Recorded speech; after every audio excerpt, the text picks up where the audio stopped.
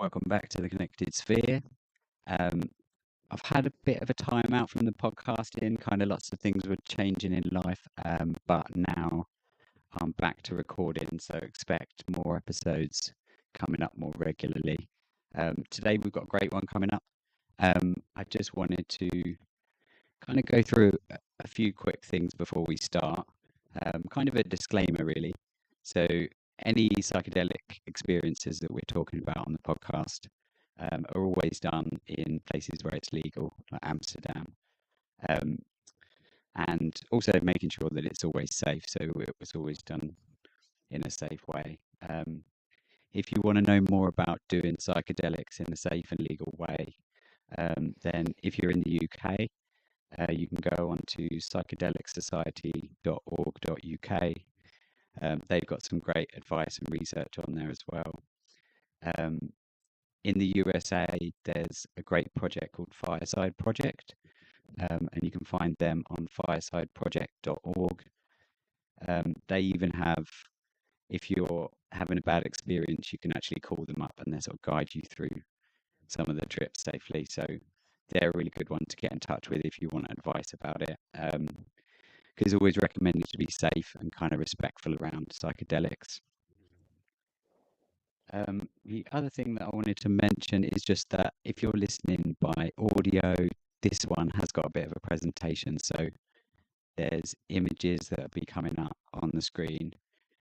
If you want to load up the images on Spotify, there's a little square at the bottom corner that'll bring up the video in full.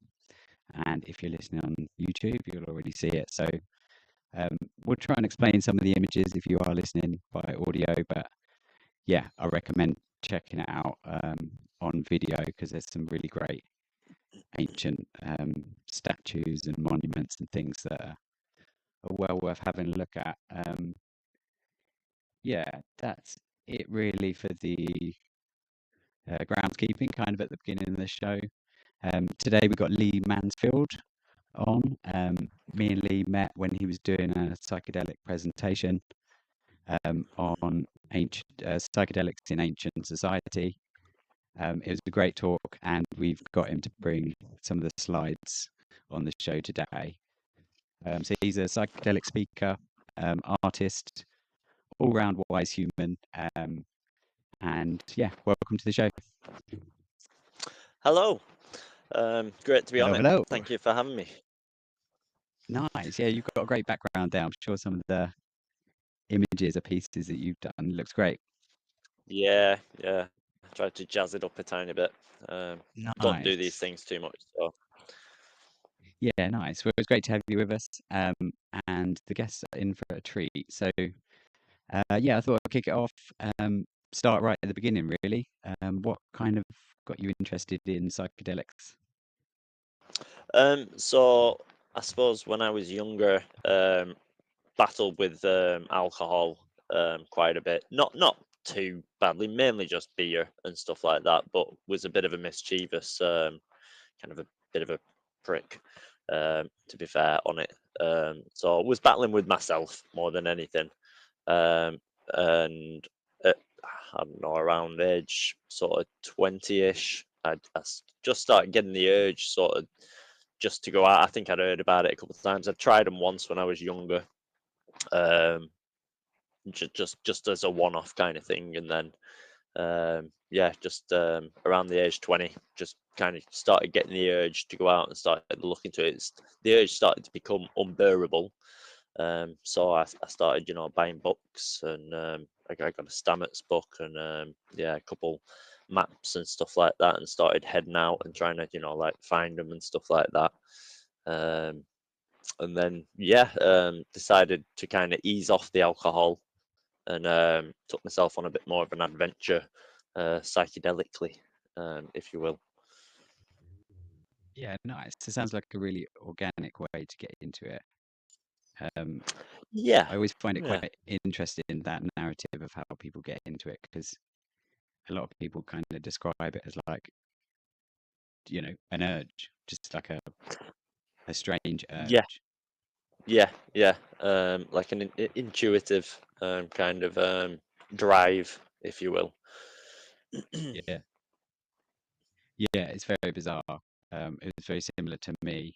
I sort of tried them on the odd time, more as not really knowing what I was doing with it, just sort of treating it a bit like a drug.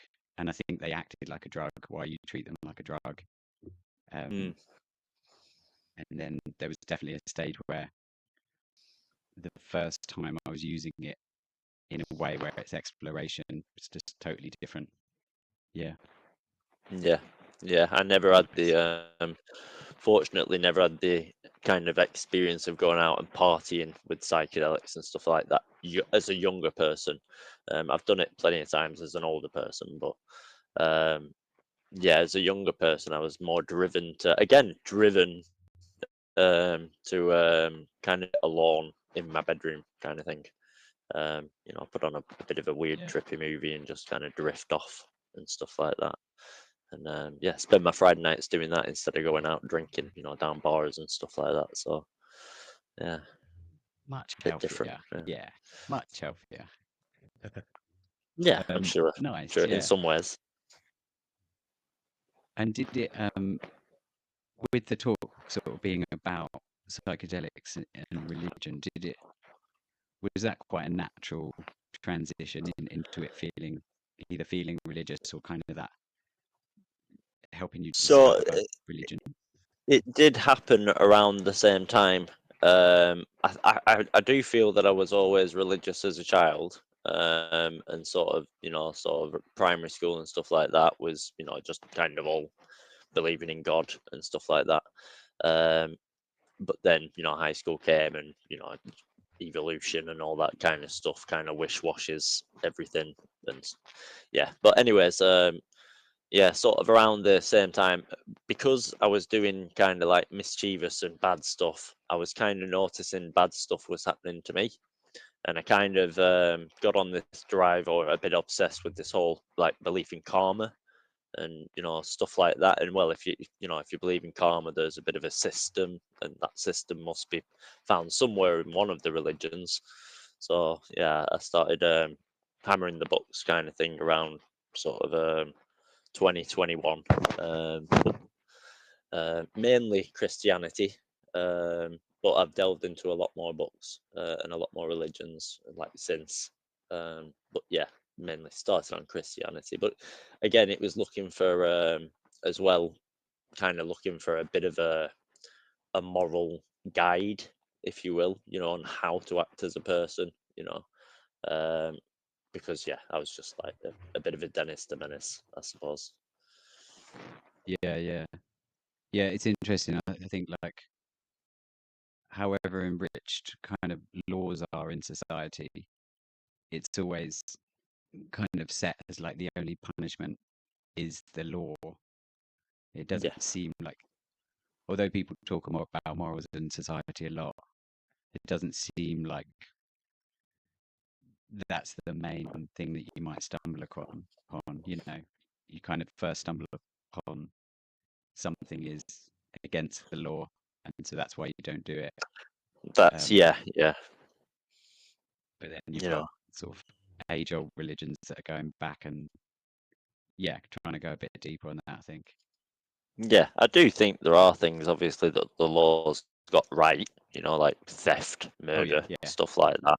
yeah, yeah, Definitely, but there are some things, that I don't think, I'm going to call them sort of victimless crimes, where the kind of crimes where nobody's getting harmed and stuff like that.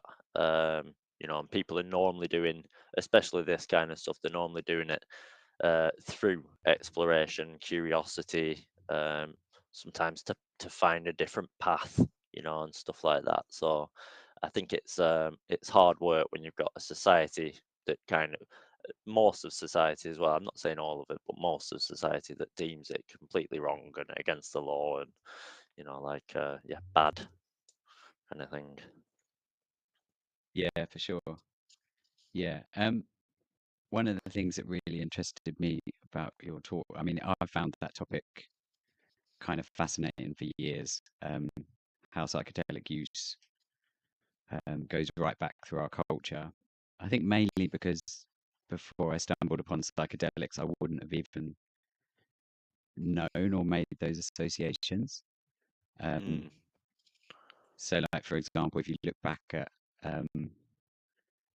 I think when I was learning history at school, it always felt like when they're talking about the gods and religion, I don't know whether it was painted in a certain way, but it always felt like, oh, they just seem to be making up these gods and these ideas. And then kind of, Yeah, you've only got to do a psychedelic a handful of times, and then you realize that, oh no, actually the stuff that they were seeing is kind of a really visceral, felt reality. that's Um, it. There's some descriptions, like you saying, some of those religious books that are they're kind of on point with psychedelic encounters and experiences and trips and stuff like that. yeah, Definitely, yeah, yeah, definitely.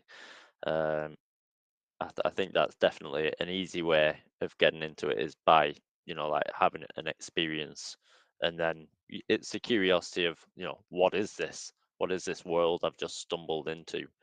And it yeah, does kind of ride on par with a bit of a spiritual experience, definitely. yeah, definitely. And like, um, kind of the more I think about it as well,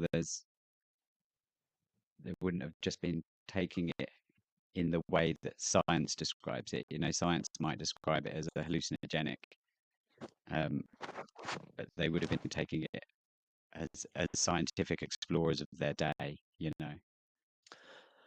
Um, I think coming round to how they even found the substances is a massive kind of question in itself, because out of thousands of you know mushrooms, you've got loads of poisonous ones and stuff like that, which you can potentially off yourself if you're just going out and trying to find it and stuff. And you've got cultures in South America where they've dug up pottery containers that have sort of the ayavine and mimosa, the ayahuasca recipes basically. And when the people are asked about it, the only thing they can say is basically that the plants guide them. That they're kind of guided. Again, it's this kind of guide of doing it. Yeah, It's very, it's a strange notion. And then, yeah, for them to kind of be using those substances, um, as we'll probably talk about later, in a very societal manner, um, and doing them as a kind of exploration into kind of a known unknown world. um yeah, I think there are a lot of strange curiosities about the past, that can be, oh yeah, for sure. or should be delved into. Yeah, for sure. That ayahuasca thing is fascinating, really, because there's endless different plants that go into the mixture, Yeah, and yeah, I think you got you've kind over, of got is to it think that what, 80,000? Yeah, sorry, yeah, 80,000 plant species in the Amazon alone, and they've just gone and found sort of a couple of them, and managed to put yeah, them together, like you say, and yeah, brew them and stuff like this. And yeah. So even the earliest, like even if we find ayahuasca at the earliest point, we've got to imagine that unless the recipe miraculously fell in their hands, then there's all the thousands of years of experimenting with it before that to get to that point. that's it. Yeah, yeah, yeah. And people dying, and people, like possible villages. I mean, there are some sort of mushrooms where they won't kill you instantly, but they'll knock out your kidneys, and it'll be, the next time you have a drink of alcohol, or the next time you get ill, you'll die then. You know, Wow. so there's even some, yeah, there's some toxins and stuff like that where they'll shut down parts of your body, and you'll only realize later. So you can be at a point where maybe an entire village might have consumed something before you're even aware that it's gonna, completely off all of you and stuff like this. Yeah. Yeah, yeah, Yeah. yeah. Everything, I guess, yeah, everything you eat has been trialed and tested for a long time beforehand to get into the Yeah, culture. yeah, Yeah. yeah, I often think about that with the cave paintings. You know, they say like, oh, the earliest cave paintings are from this era, and then the expectation is what that person just miraculously got it really well the first time. You know, that like that wasn't yeah, yeah, going back thousands of years before that. So I think psychedelics have made me realize that the timeline is a little bit different, and definitely their experience of the gods. That it would have been a very visceral thing where everyone in the village has had encounters with that god. You know, has viscerally yeah. met that god. Um, No, I think as well the concept of sort of what God is and what deities are and stuff like that, which I'm sure may not even get on to touch it in this talk, but maybe in a later talk. But there's a lot of similarities between a lot of the kind of statues of gods and paintings of gods all over the world, and I always kind of wonder how did they come up with all these similarities, these very similar like religions and pantheons and monotheistic religions mainly. Um, yeah, and yeah, it's you can have completely isolated populations and they'll have the same, not the same like named god, but definitely the same structure of a god. So it'll have sort of like serpents, male, female kind of stuff going on and stuff like that, just represented in different ways, but the same kind of stuff going across the entire world really.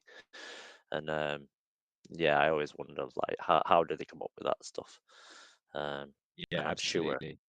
yeah, I'm very sure that psychedelics probably had um, a, a part, you know, in creating those gods and pantheons and stuff like that. So Yeah, for sure.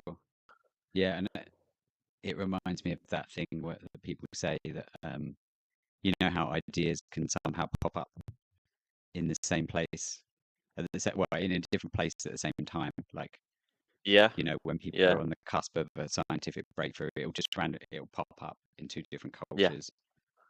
Um, Um, Yeah, you always get that with movies nowadays. I don't know if you've ever noticed that a movie will come out, it'll be like a werewolf movie, but at the same time, two other kind of lower key werewolf movies will come out, but they won't quite get to that, like that chart or yeah, yeah, whatnot. Music as well has a very kind of strange way of like the same kind of songs will come out in the same eras. I think there was something about so have you ever heard of H.P. Lovecraft and yeah. He Alistair did the Crowley? horror books and stuff, wasn't it? Yeah, H.P. Lovecraft. yeah, yeah. So there's a story that H.P. Lovecraft and Alistair Crowley were both sort of mediums, and they were both kind of trying to contact and like contact spirits basically and do mediumship with spirits and stuff like that. And Yeah, allegedly, the same spirit got in contact with both of them, and it was H.P. Lovecraft got the name right. Uh, Alistair Crowley got the name wrong, but Alistair Crowley got sort of the idea of what he needed to do with the information correct, and H.P. Lovecraft didn't. He just kind of wrote stories about it and stuff. Um, yeah, and there's this whole thing. I think even Aldous Huxley talks about it as a kind of mind at large. You haven't got your own thoughts. It's just you can kind of grab thoughts, and maybe yeah, there's groups of people that all kind of grab thoughts at the same time and it's the same thought and stuff like that, whatever's going around the ether kind of thing. yeah, for sure. I mean, most artists describe it as that, don't they? It's like you're not trying to think of a thing. You're emptying yourself like a vessel Yeah, so that yeah, something comes through you. yeah, music definitely writes itself. Um yeah, stuff, even stories, some stories can write themselves and stuff. I think a lot of Yeah, poets and artists and authors will basically say that the story is writing through them, yeah, and stuff like absolutely. that. Yeah. I'm from Hastings as well, so we're right on the Ah, doorstep of Alistair Crowley. I think it's where Yeah. he lived. Oh, I don't know whether he grew up there, but I think he died in Brighton, didn't he? I think. oh, okay. I want to say, but yeah, He put a probably lived curse there on at some point. Hastings. Oh, did he? They say he Good. put a curse on Hastings that if you leave Hastings and you don't take a stone with a hole in it, that you'll always be drawn back. Um, Oh, and yeah, I definitely feel like sometimes I'm being drawn back, and then is that why you're still there? Yeah. well, yeah, Need no, to I'm get in your Bristol hauling now. stone. I've got, I've got, I've got some of them, and mainly just so I can have control over where I live now without Alistair Yeah, Crowley just getting yeah. in the way. Ah, Yeah, damn Crowley, still doing yeah, his witchcraft. yeah, yeah. Um, what I'm thinking of doing is, because I, some of the audience might not have any clue about kind of um, the hidden clues about psychedelics within culture at all. So maybe we start going through the pictures because it becomes a bit more real for people, sort of seeing how obvious some of it Yeah, is. yeah. Some Yeah. of it's a bit hard to Um, describe as well, and it kind of prompts me as well to talk about some stuff. So, yeah, for sure. That image is about the Connected Sphere website. So yeah, if you ever want to follow or you want to find more stuff, there's art from the website. If you ever want to find all the links anyway, just go straight to the website. It's got everything. Um, and then the first image, yeah. So just for the audience, I'm not sure what these are. These ones. Um, I they're the guess carved heads. you can't see them either, right? But yeah, it's the But they're the carved heads, right? yeah. So, Oh yeah. no. This one So, is the they're like sticks, and there's 5 images of it's the them. corrupt. Are they Okay. bones? So, kind of like one of this, kind of. Yeah, it's like an early version of one of Yeah. those. Yeah, Yeah, so these are excavated sort of snuff pipes, and they call them currips. These ones have been found down in South America, I believe, and they're made out of the very, very old ones are made out of antlers and sort of deer bone and stuff like that. Um, Now, basically, they've found, as we talked about before, they've kind of found the ingredients for ayahuasca in basins in and around the civilizations. One of the oldest civilizations in Peru and in South America is called the Chavin civilization, and they basically there they've done small excavations and stuff, but it's I believe they've found a temple, kind of a pyramidal structure, and a labyrinth as well. So a labyrinth would be like an underground kind of passageway, and stuff like that, right next to the temple.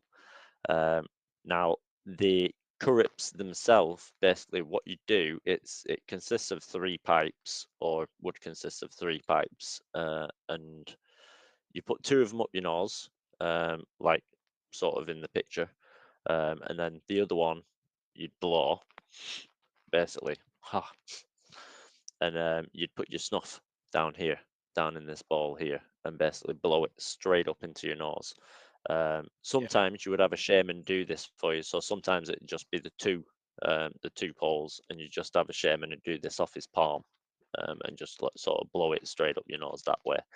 Um, yeah, if you want to move on to the sort of next couple slides, yeah. Sure. what So there's they some really also well-made ones of these. Yeah, yeah. Yeah, There's kind of clear ones and burnt ones and stuff like that. They found them all over the place. I think they've found them mainly, so they're using mainly with tobacco and tobacco snuff, basically, and yeah, stuff like that. Um, but what we're looking for is kind of psychedelic, we want some good psychedelic evidence. And this one, it kind of consists of a lot of speculation that kind of turns towards an evident, kind of use of substance use. So we've yeah. got the currents and stuff.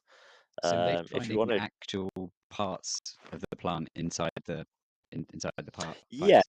Yeah, so generally inside some of the curates, inside many of the actual containers themselves, so the fine pottery containers, what we know about the South Americans and the Mesoamericans and stuff like that is that they used to brew beers, and yeah, as I said, they'd have tobacco, snuff, and Yeah, probably a load of other snuffs and stuff like that. So it's not really known whether the sort of ayahuasca ingredients are used for sort of brewing alcohol, possibly, maybe an ingredient in something, or whether it was used for snuff.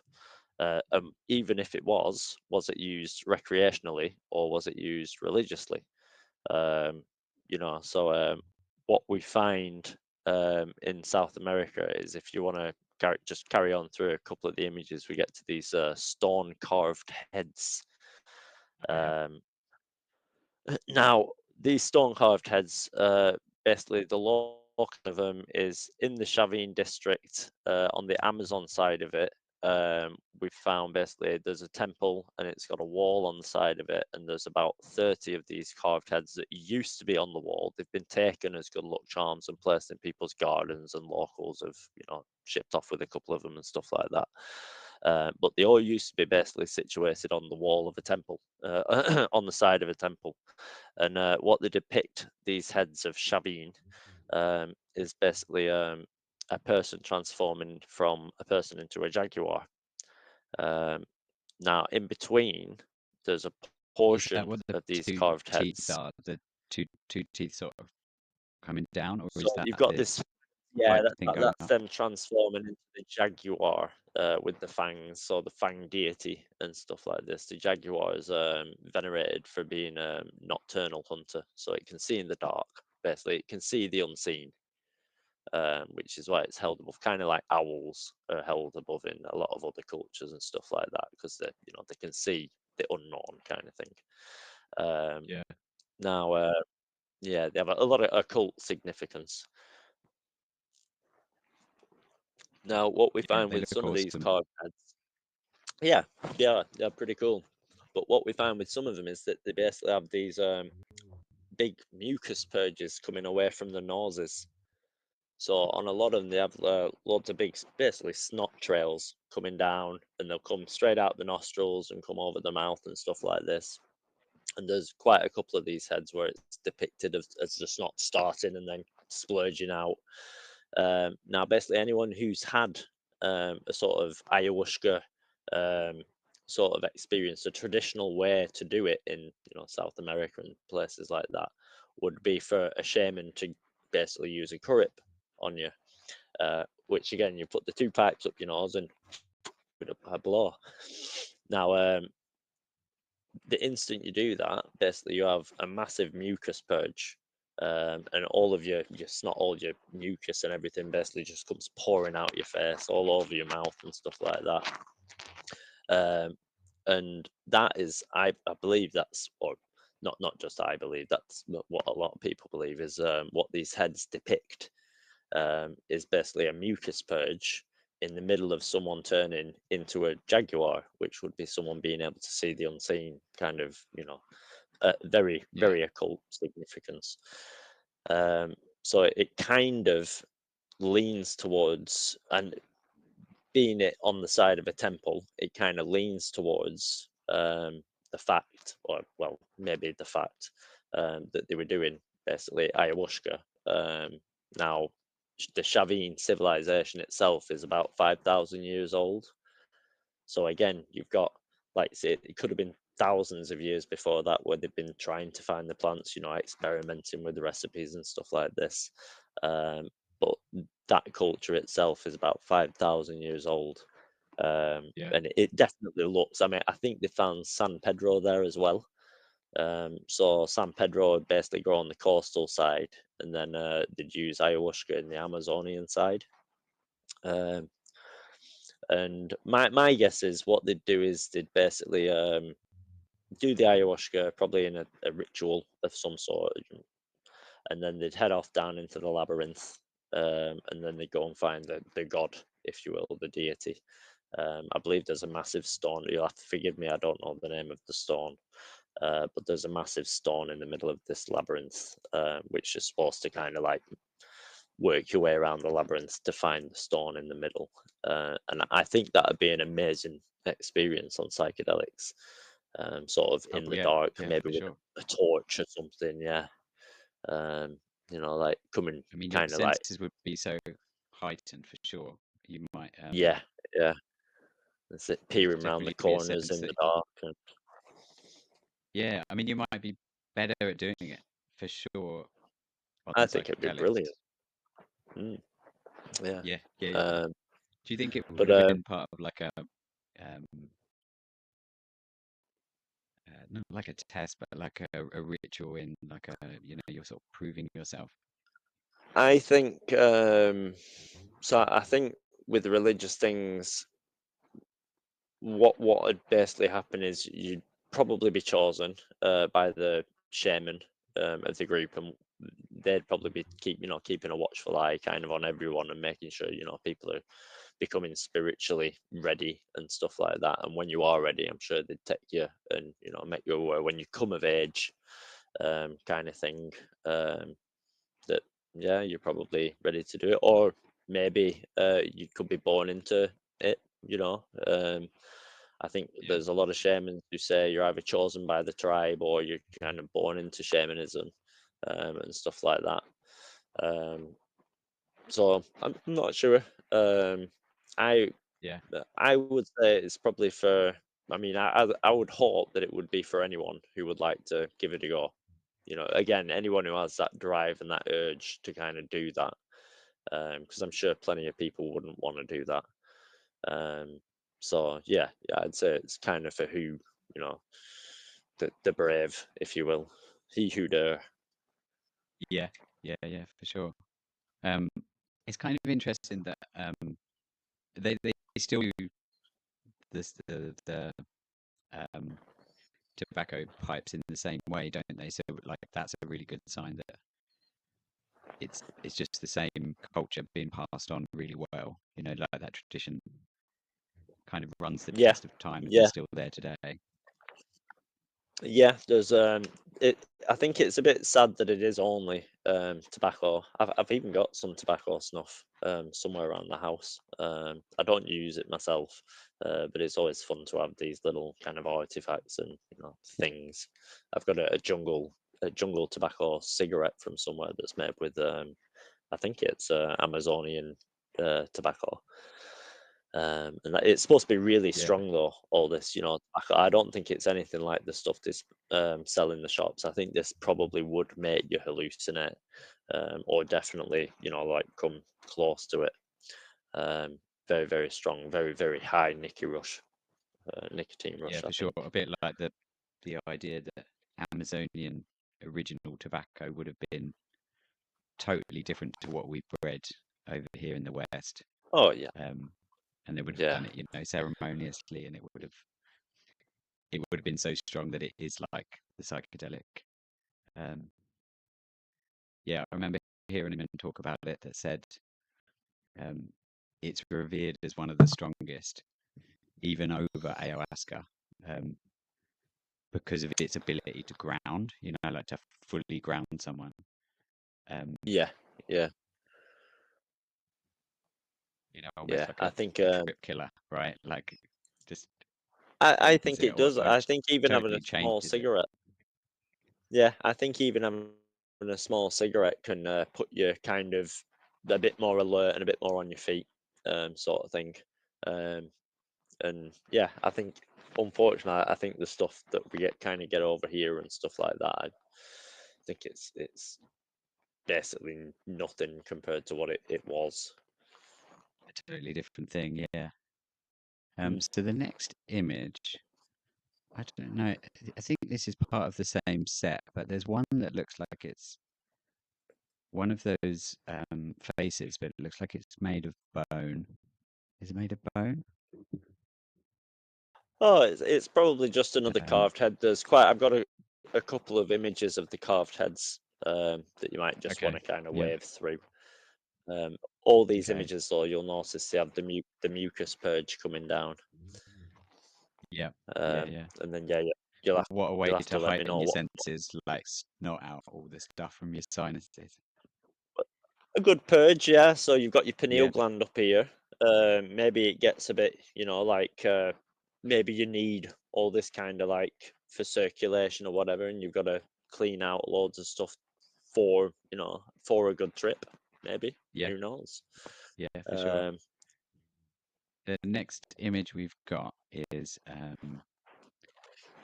two guys. One of them's holding mushrooms. It looks like a really kind of yeah. ancient image. Okay, so from here we go a bit more north up to Mesoamerica, kind of North America, Central America, and we come up to the Indians. I know they're holding mushrooms and stuff, but I should start with peyote. Peyote is, I believe, the oldest known. Um, so it's the oldest known recorded psychedelic drug in history, I believe. Um, it was basically wiped out in the well, not wiped out, but the use of it was wiped out in the 1700s by the Catholic Inquisition.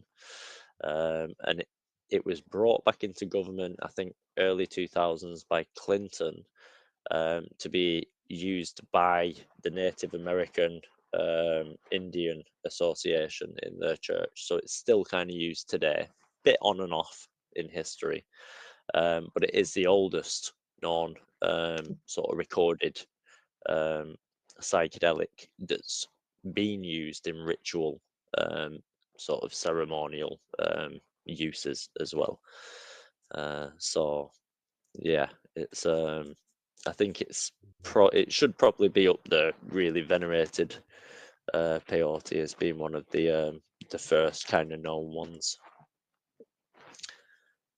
Yeah, it's funny because it's maybe one of the lesser known ones now, isn't it? It is, yeah. And well, I suppose there's probably there's a big scarcity kind of problem. I know that they kind of grow them a lot in Thailand and stuff like that, and I know that in Texas and Middle America, Mexico and stuff like that, they're actually kind of digging up a lot of the land so that you can't grow them there. And wild ones are very, very hard to find. You still get peyote kind of I forget what they like, peyotinas or something. I forget what they call them, but they kind of like keep land for wild peyote mushrooms and peyote hunters and stuff like that in America. Yeah. But I know that there's very few of them now.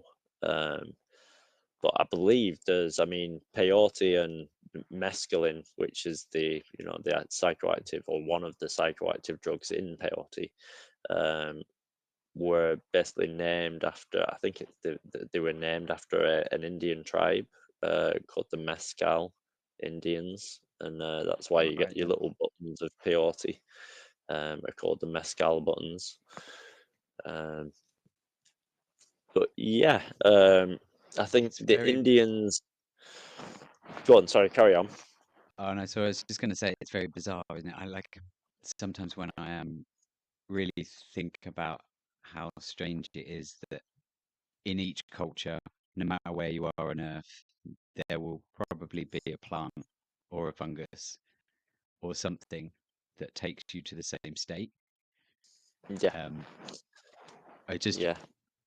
I mean, it's one of the big mysteries of psychedelics, isn't it? That like, why is nature inhabiting?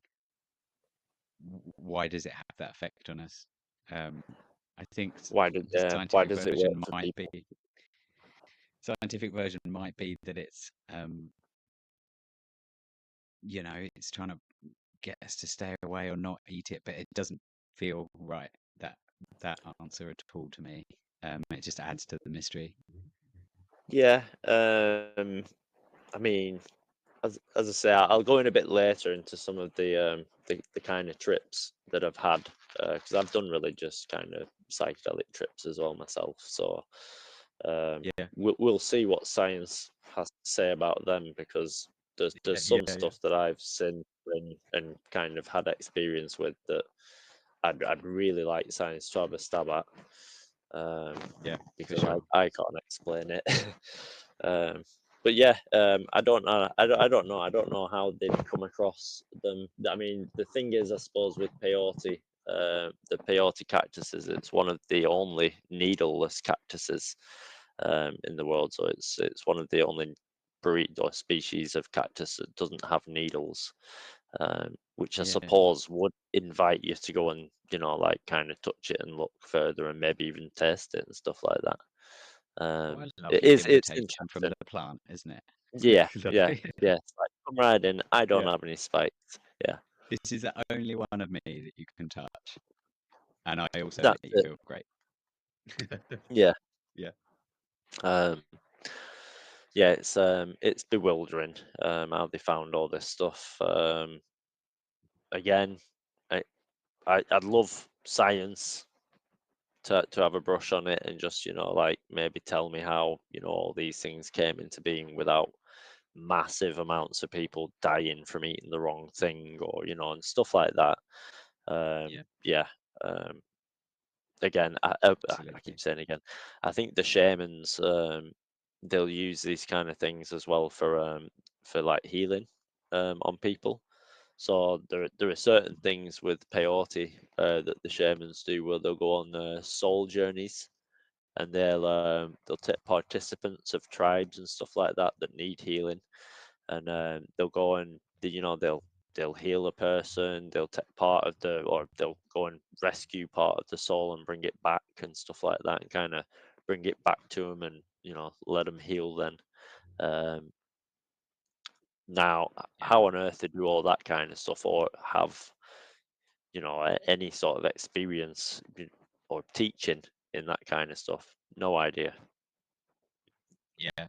Yeah. Absolutely. I mean, if it was just a hallucination, it would be more like a sort of feverish dream where nothing makes sense, but it all feels very, most of the time, pretty coherent, pretty stable. Um, Well, you do but have yeah, you're right.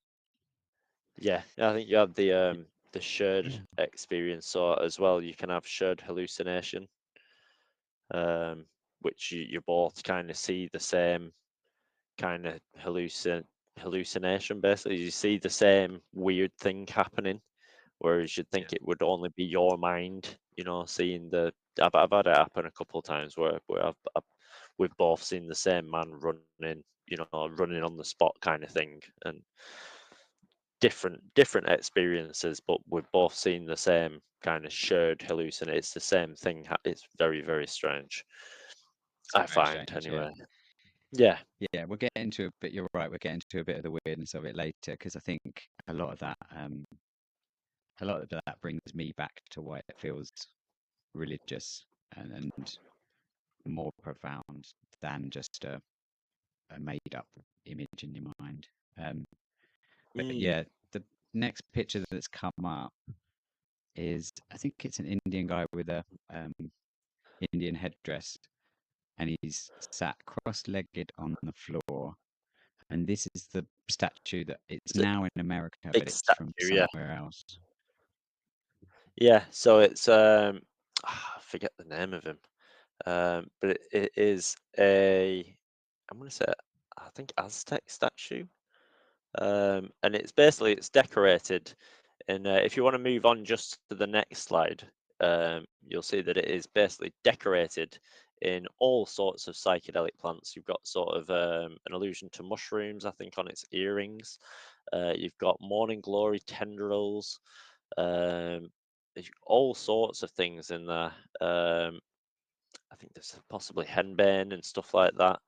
Um, Yeah, and they're basically all carved into this, couple millennia old statue, which again, to have just psychedelic plants.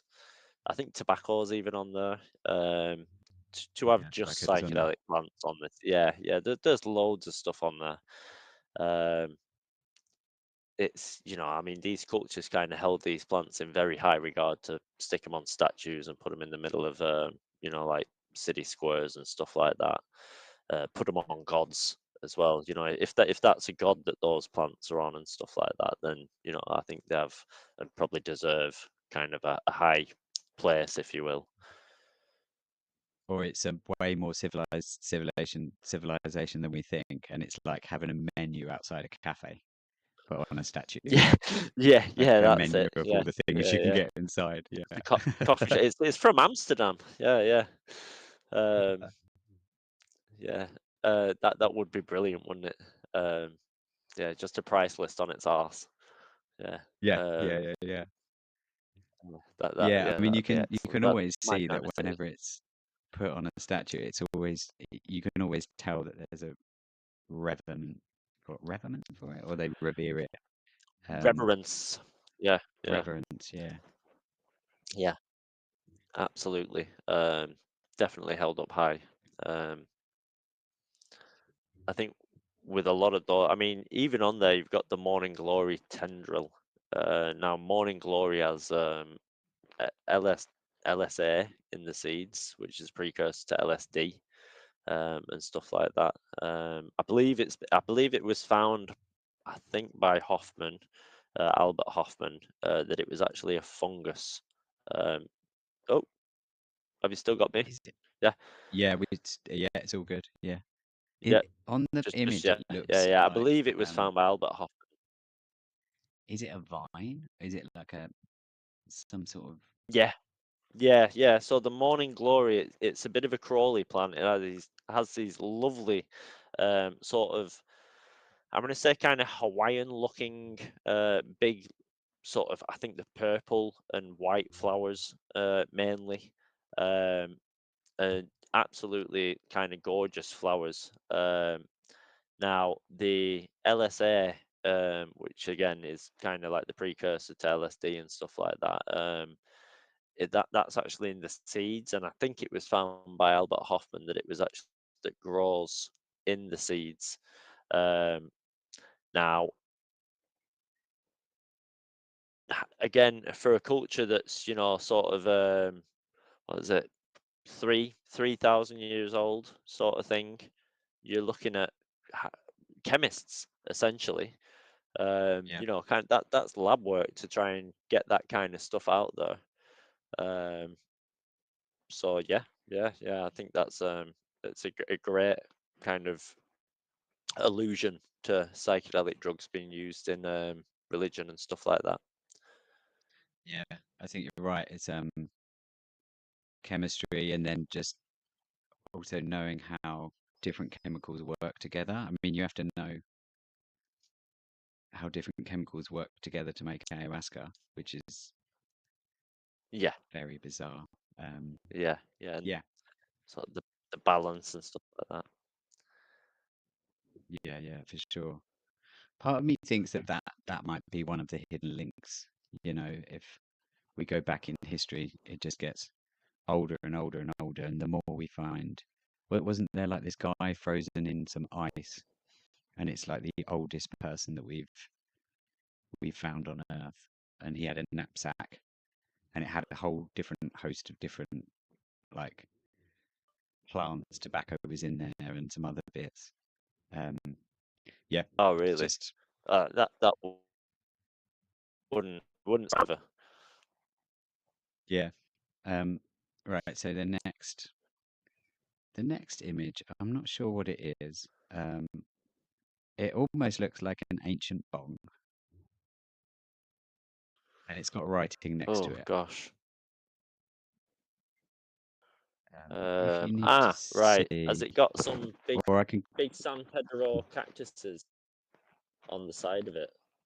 So this would uh, be basically one of the San Pedro bottles that they've excavated in Mesoamerica, and they're like clay pots, and they've got like little handles, a little kind of spout coming up the middle, and then it yeah, should have two big San Pedro cactuses either side of it.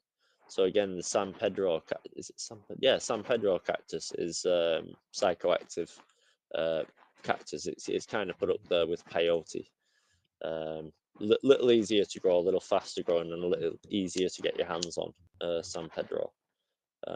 But yeah, it's basically there on these old excavated pots that they found. yeah. Again, Mesoamerica.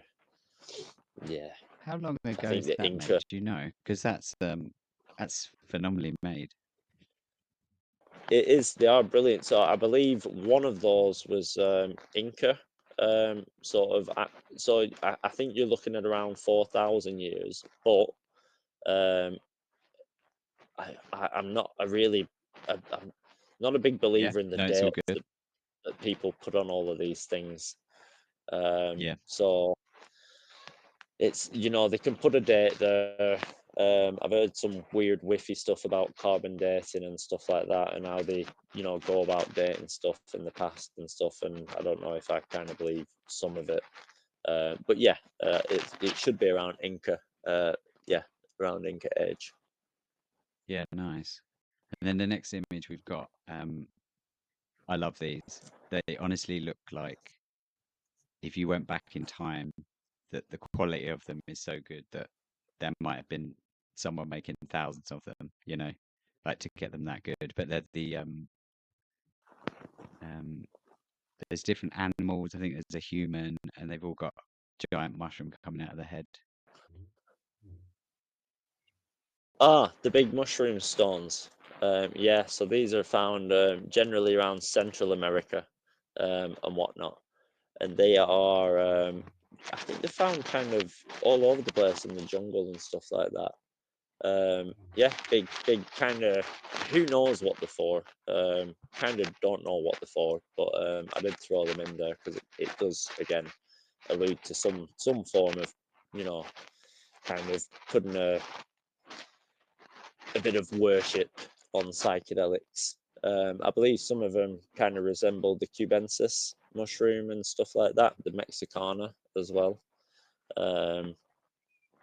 Yeah, Yeah, there's quite a lot of them have been found, the little stools. I wouldn't mind having one myself, I suppose. yeah, they'd be great. Or trying to make one Yeah, yeah, for that would sure. be. Carving one would be great. Well, again, I suppose that kind of goes to show how much they kind of put into. Yeah, it's a lot of effort, carving a big mushroom out of stone and putting a bit of detail into it and stuff like that. So it must have been worth the effort in some way. Yeah, and something about the effort that it takes to make those things as well kind of means that it's a very stable society with time available. Yeah, yeah, You yeah. know, It doesn't. you're not struggling to survive, or if anything, you've got survival mastered, and now you've just got craft on your hands because you've got so much time. So it's more Yeah, advanced yeah. just Just because of that. boredom. Yeah, it's yeah. I don't think, unless that was part of maybe one of the actual, maybe someone was paid to do them. Maybe they built Someone them was for what? Sorry. priests and stuff like that. Who knows? Maybe they were paid to do them. Oh, sorry, my microphone's dangled down there. Maybe they were paid to do them. Who knows? Um, but yeah, I to hate that have all idea. that time. You never know, though. It could, I Yeah, see loads of stuff like that down in IKEA, and yeah, stuff like that in garden centres. yeah, true. So it could have just had the norms taken off the top of them. I guess I just mean that, like, in my daydreams about ancient civilizations, like, part of the allure of it is that they they wouldn't have had so many of the money complications. It would have been, yeah, Yeah, I just a really, bit more creative. yeah, I hate cash. Um, it really does take away most of your day, most of the good hours of your day, anyway. Yeah, and a society without the need for cash is also more advanced in a massive way because they can just create and Simplicity. work together. Yeah, yeah, Yeah, yeah. which is sort of Have the how time I to see think and ancient. contemplate and reflect. Yeah, yeah, or just everyone's good at something in the village, and that's good enough. Yeah, that wouldn't be too bad. Some of my Yeah. neighbours. Next up, we've got the original image of the Tassili um, bee shaman. Right. Um, So here I I was think it's supposed one to of the go. Yeah, Go I on, think sorry, it's one of carry the on. most fascinating images from the past around mushrooms.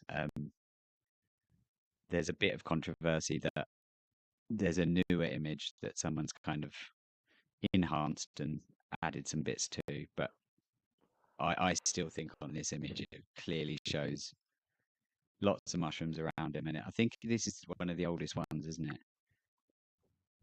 Yeah, yeah. So it's allegedly around 9,000 years old, the Tassili cave. Well, between 7,000 and 9,000 years old.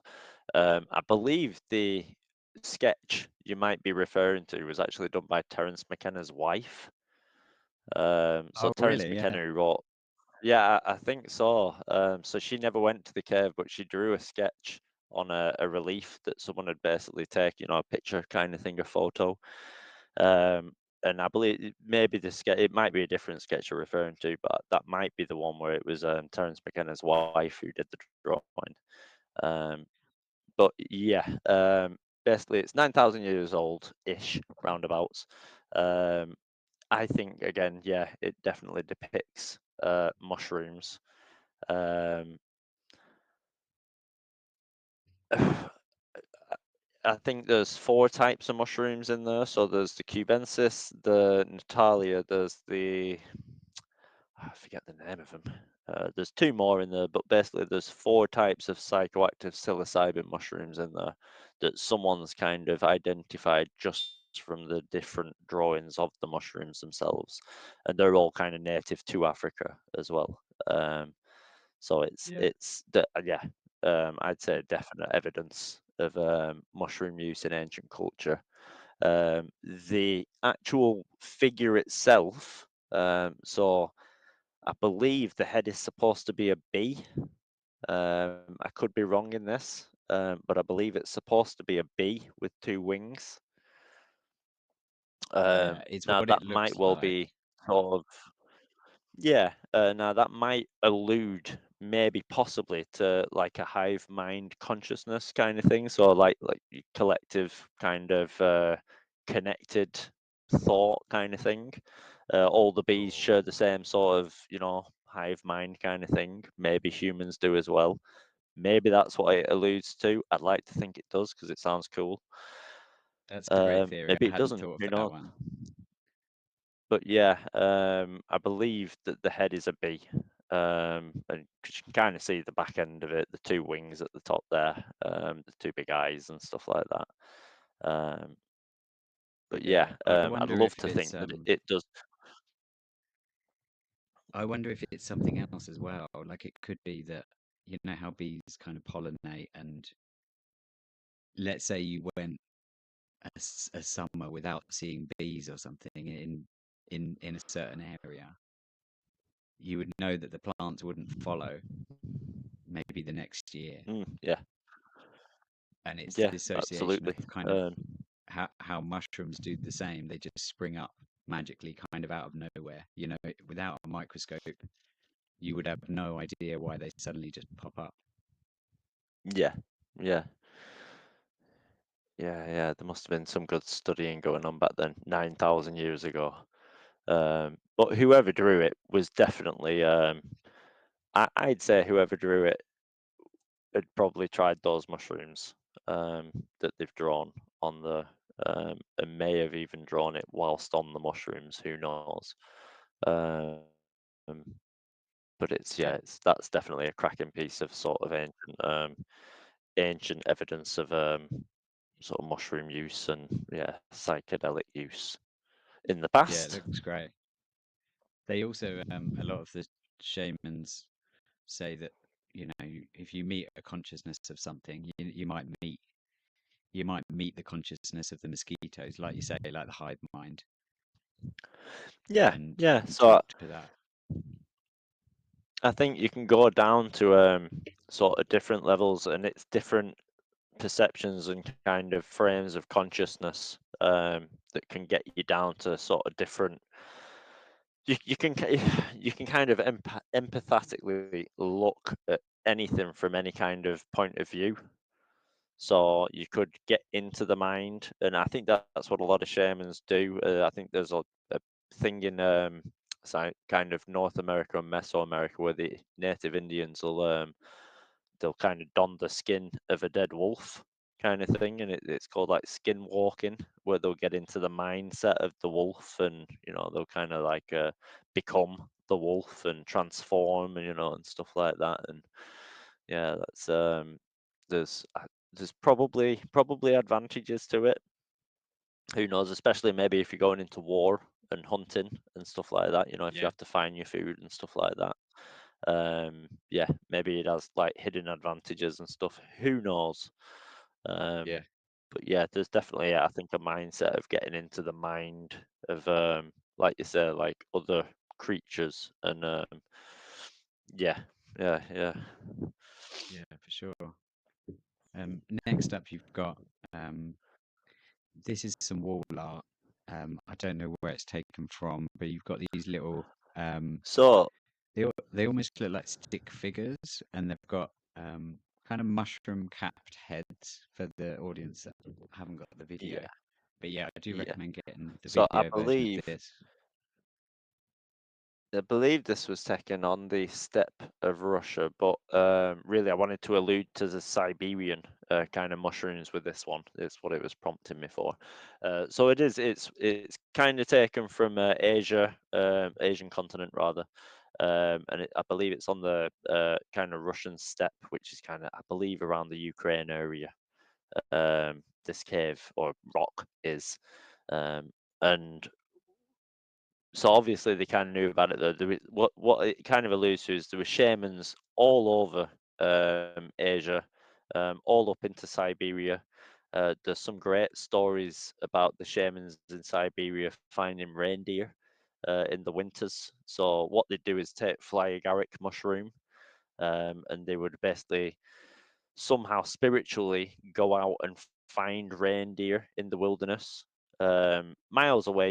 You could be 100, 150 miles away, but they'd somehow find these herds of reindeer in the winter and then tell the hunters where the reindeer were. So these hunters would have to go out then and go and hunt the reindeer. Now, if you're off by a couple miles, you can imagine the hunters won't find the reindeer and everybody starves basically. So it was a pretty important job for the shaman, like to basically keep everyone fed and stuff like that, by finding these reindeers and stuff. They do Yeah, use them. Obviously, again, there's loads of tales of healing people and stuff like that. But I think the reindeer thing is pretty cool idea. There's a lot of weird stories about reindeers and mushrooms.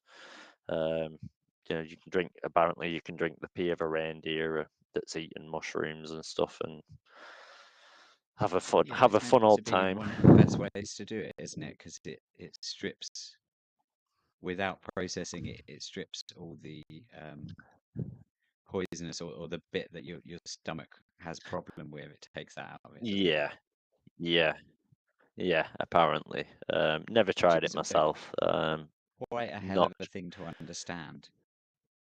If we're looking at shamans like Yeah. chemists, that's a really advanced process. Well, yeah.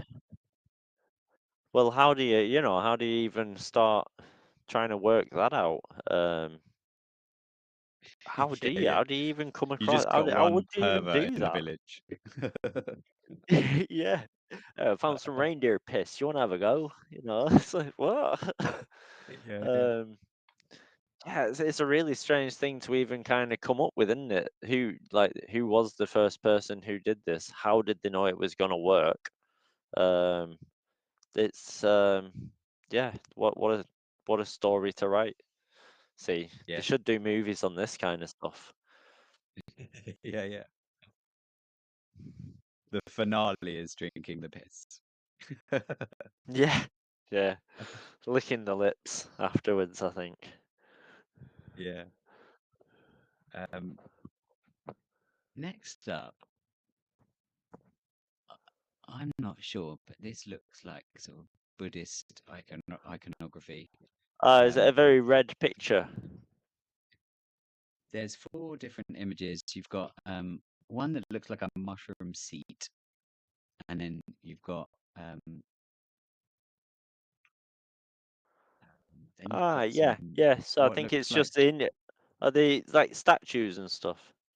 yeah, and statues and stuff. Yeah, yeah, yeah. So the Indian and like I said, Buddhist and stuff like that. I think they're found in a lot of the Indian temples, sort of around India, um, and yeah, they're basically so within Hindu society itself, there are a couple of allusions to psychoactive substances. I'll start off with Shiva instead of the mushroom. So Shiva, I should have put a picture of Shiva in there as well. To be fair, Shiva in the fourth Veda, there's a poison that's going to destroy all of creation, and Shiva basically he drinks it, and to cool down afterwards, because his belly goes really warm after he drinks the poison. To cool down afterwards, they give him cannabis to cool down, and it's just written right there in the fourth Veda, because cannabis it slows down your metabolism, so it actually cools you down, it chills you out. That's why you're all Yeah, chilled and stuff. Um, Now, along with the Shiva, you've also got a couple of festivals where they use a substance called Bang. So they've got the I think Holi Festival, and then there's the other one which I can't pronounce the name of the other one. I can never remember it. But there are a couple of festivals where they use and still use cannabis within some of the kind of drinks and stuff that they produce for the festival, and they'll have sort of very kind of psychoactive ceremonies and rituals on these, on these kind of substances, mainly cannabis.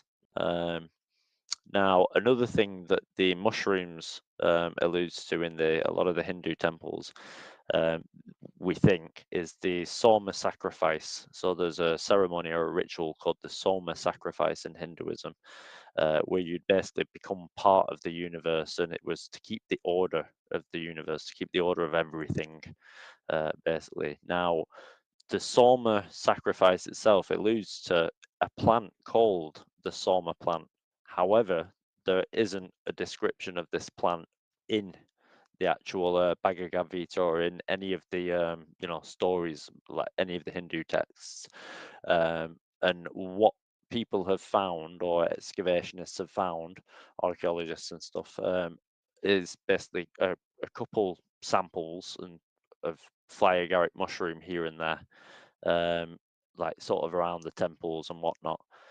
So they believe that the Soma sacrifice is being done with fly agaric mushrooms traditionally, which would explain all of the kind of mushroom statues and kind of carvings, and there's a bit of artwork in the all over India.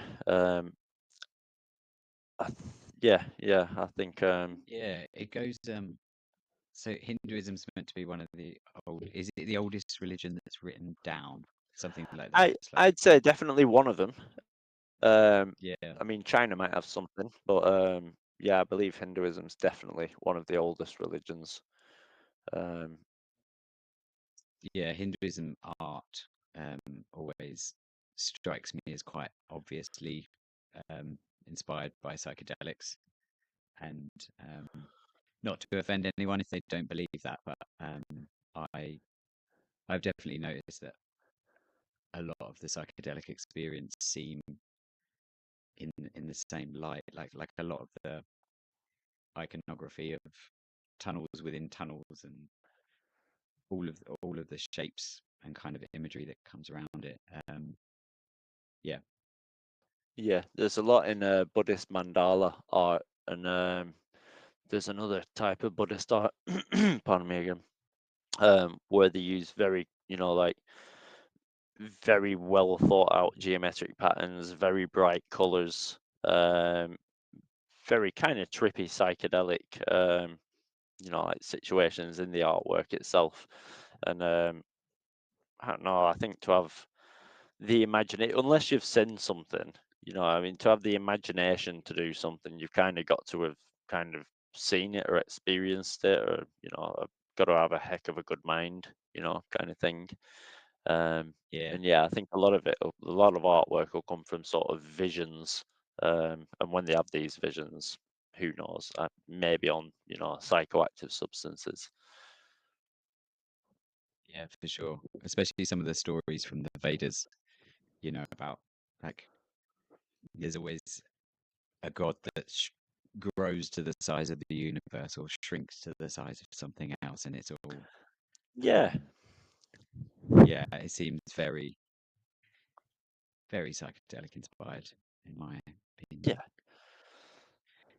yeah, Um, Next up, I think we've got the ancient Greeks. I like this. This is like rolling people out of a door. Just kind of like rolling next up. people out the door.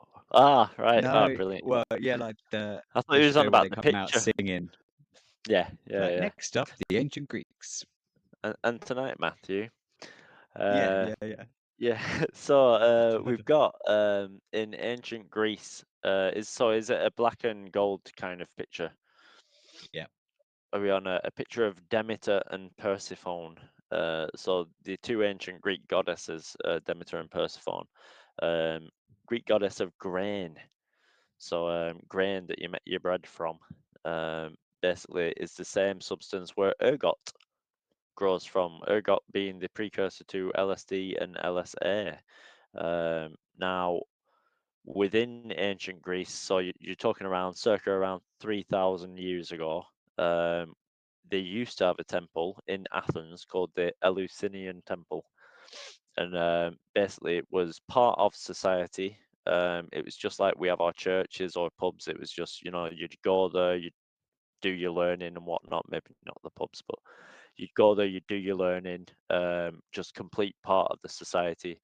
And now this temple itself would have an annual sort of festival where they invite the higher echelons of society to do the Eleusinian mysteries. Now, the Eleusinian mysteries were basically ergotized. What they'd consume was ergotized wine or beers, um, and they found traces of this in excavated pottery jars and bottles found all around the temples and whatnot. They've even found a tooth that has ergot embedded in it. There've been loads of books on this. Albert Hoffman and Wasson, I think it's Brian Wasson, did a brilliant book on it, just called The Eleusinian Mysteries. Brian Mureska did a book on it yeah, called Immortality Key. Um, Loads of books on this. I'm really not sure why it's not more well known, to be fair. Um, Now, basically, they had an annual festival. Higher echelons had come. Uh, they would drink ergotized wine. It's kind of known now that they would drink ergotized wine or beers. Um, and basically, they were forbidden from talking about the experience. However, some poems, some Greek poems, old Greek poems, kind of still allude to the Eleusinian mysteries, to which they talk about the stars and planets dancing. Now, if we jump forward a tiny bit, the Eleusinian mysteries is still, or kind of talked about in this century again with Albert Hoffman and stuff, but also with people like Jack Parsons, Aleister Crowley, all of the kind of Order of the Golden Temple Dawn and all that kind of stuff. Those dudes. I think all tried to try it in the 50s and stuff like that. Sort of L. Ron Hubbard, who started Scientology, may have had an experience with it. So it's a very well known ceremony. It was well known back then that people basically did LSD at least once a year in a temple. Um, and they still, well, yeah, as I said, they've still kind of been doing it this century. As I say, I think only your higher echelons of people will probably be doing this sort of ceremony. Probably not for us lower echelons. But who knows? Maybe we'll get a chance to one day. yeah. I mean, wasn't it kept as like the way the Greeks report it was like you'd go in there and you'd come out with extra knowledge that then only the top leaders are able to lead with that knowledge. Is that the idea? Yeah, it's sort of setting you up for a high place in society, as well. So, I do have um, kind of a bit of an argument myself against only teaching rich people to do stuff, because that just can't end well, um, if you ask me. Yeah, But yeah, that's just the way it was apparently. yeah. Um, and then you've got another image of from the Greeks as well. That's a similar thing. Yeah, And probably then just you've got another one for. I think it's the acacia tree. It's the red tree. Yeah. So It's actually the here first we time move I've on seen from the Greeks. the acacia tree like that. It looks beautiful, doesn't it? Yeah, so that one's from the Mediterranean. I've seen one in, I think I was in Tenerife when I saw one, and they smell absolutely fantastic at about 3 in the morning. All the Yeah. flowers start smelling. It's really late, but honestly, if you're ever out there, you've been like on a night out and you happen to see one of these trees and it's, late on in the night, go and stand under it because it is phenomenal, the smell. Now, the Yeah. acacia tree grows all around kind of the world. There's different species here and there.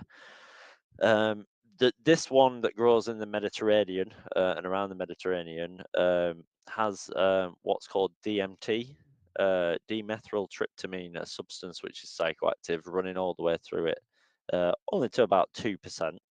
But still, it's quite, it has basically the same substance that's in ayahuasca It's quite growing a in the high, tree. although it's only 2%, that's quite a high content, isn't it? In Yeah, DMT yeah. terms in plants, I think.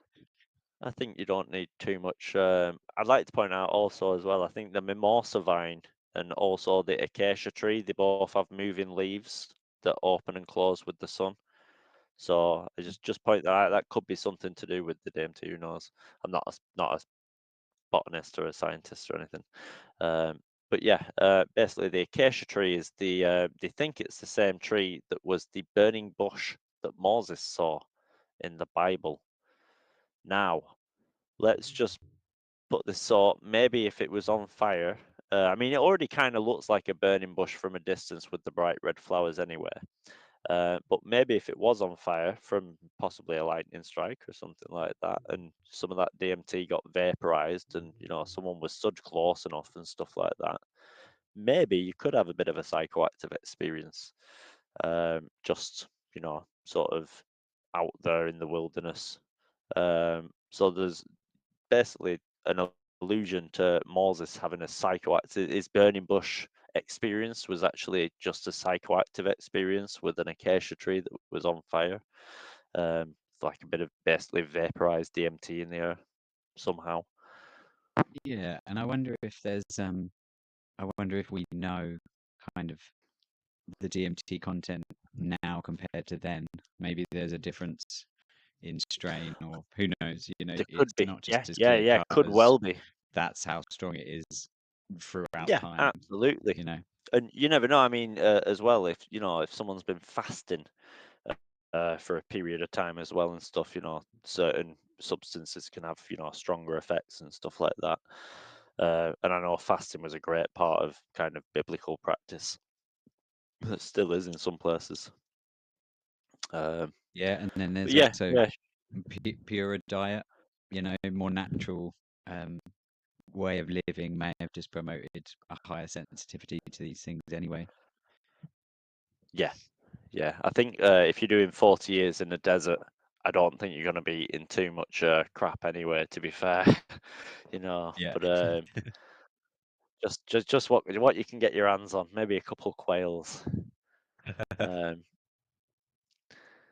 yeah, Yeah, I but yeah, think you've got the next burning up, bush basically. I think next up is an image of the burning bush, um, which is Yeah, it probably is just an old one. it's great. That love the style of it. Is that found in the church?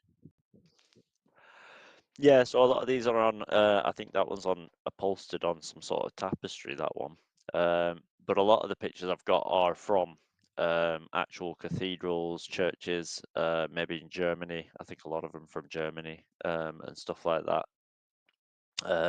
they're all from religious buildings and stuff. So it's Ooh. yeah, yeah, it's great. It's great stuff, you know. If you're ever Yeah. wandering through these like churches and stuff, keep your eye out for stuff like that because it is there, some stuff. Um, yeah, Yeah, for sure. Sometimes I've only got to see a style of a painting, and it totally makes sense that the artist would have been trying to pass that through.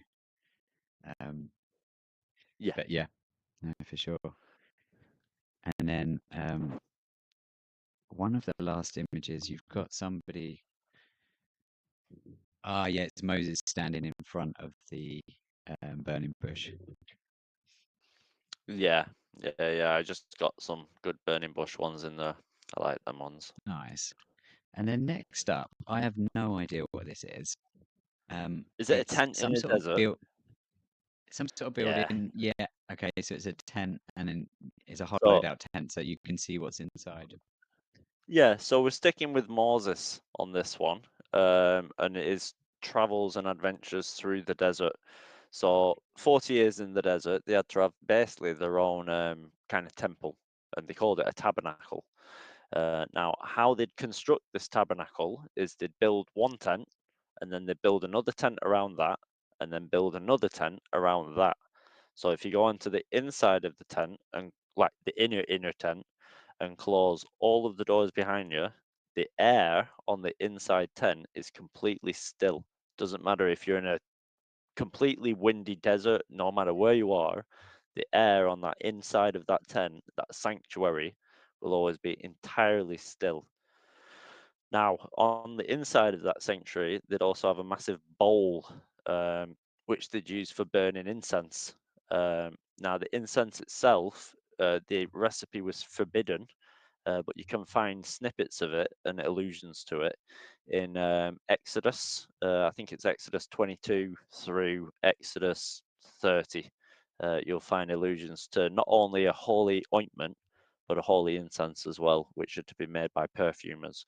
Uh, Now, both of these, the holy ointment and the holy incense, both have an ingredient in which is called canna. Now, it's spelled Cane in the English translation. In the Greek, it's spelled Kaneh. So it's really pronounced. I mean, as well, in a lot of countries, you know, we don't pronounce the same way as they do, and they pronounce the E and stuff like this. So it's pronounced canna. It may look like it says cane, but it's pronounced canna. Now, in the Roman way, they'd call it canna blossom. And this is where you get an allusion to the word cannabis and stuff like this. Plus, it's actually called aromatic cannabis. Now, the only argument I've heard that it isn't cannabis is that it would be called something called calamus, which is a cane plant, which is, I believe it's nice smelling, and it is a cane, but there are also allusions to calamus in the Bible where it's just called calamus, like the Song of Solomon. It just names calamus as calamus.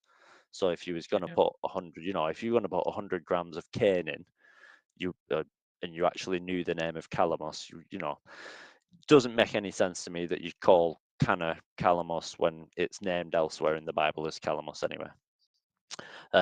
So I'd say it's an allusion to basically them kind of hotboxing in the middle of the desert. So they close all those tents, they burn the incense. They also ate a bread called holy shoe bread. Not quite, Yeah. yeah, not quite sure on the recipe of that. But again, if it's got grain in it, you never know. Holy But yeah, bread always is like holy bread, yeah. it, This, it makes me think. I've got a bit of a theory that I can mention a bit later on, but yeah, anything with bread just seems very. I know bread would have been eaten a lot as well, but the idea of like um, Christians um, in Christianity, it talks a lot in the Bible about breaking bread, and then after yeah. it talks about breaking bread, there's very often they stay up all night and have revelations. Well, Um, you know, there's an there's l- allusion to the Greeks kind of knew what came from grain, didn't they? So, and that yeah, was at the like same. They had ergot, so it wouldn't take much to be breaking bread to change it into broken bread. like bread that is rotting or bread that has ergot. Um, Absolutely. Yeah, yeah, yeah. I never even looked at it that way. Yeah, yeah, yeah. Like broken bread, as in it's broken. It's already dead it's kind of thing. broken. It's not in Yeah, its normal bread form. It's become something else and it's broken. It we that's a great one. That. Yeah, Yeah. the, Um. almost every example that I looked up of broken bread in the Bible, there's always something like that happening afterwards. Yeah, Um, where they have a revelation or a prophecy. Revelations, big community things.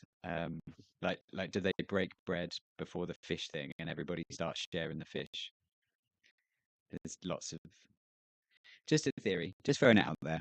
Well, Um, it's one of those as well. If you're not feeding people, like if you're just breaking bread to kind of get everyone to trip, you only need a couple crumbs, don't you? You know what I mean? y- yeah, It's a very good point, and appetite goes Um, down, willpower goes up. yeah, yeah, Yeah, for sure. yeah. Who knows? Who knows? Um, but yeah, basically, within this tent, within a tent, they'd eat the holy shewbread, which is also, I should point out, it's the bread that David stole from the priests, David, the king of the Jews. Um, and Yeah. they'd basically puff in all this magic incense, and then within that tent, they would see and speak to God, and God would basically guide them through the desert. So you'd have Moses, and I think it was the 70 elders would go If in they're with him. in the desert for how long, sorry? 40 years. If they're in the desert, they're not making new bread, are they? You can't make new bread in the desert. I'm not sure actually. I'm not sure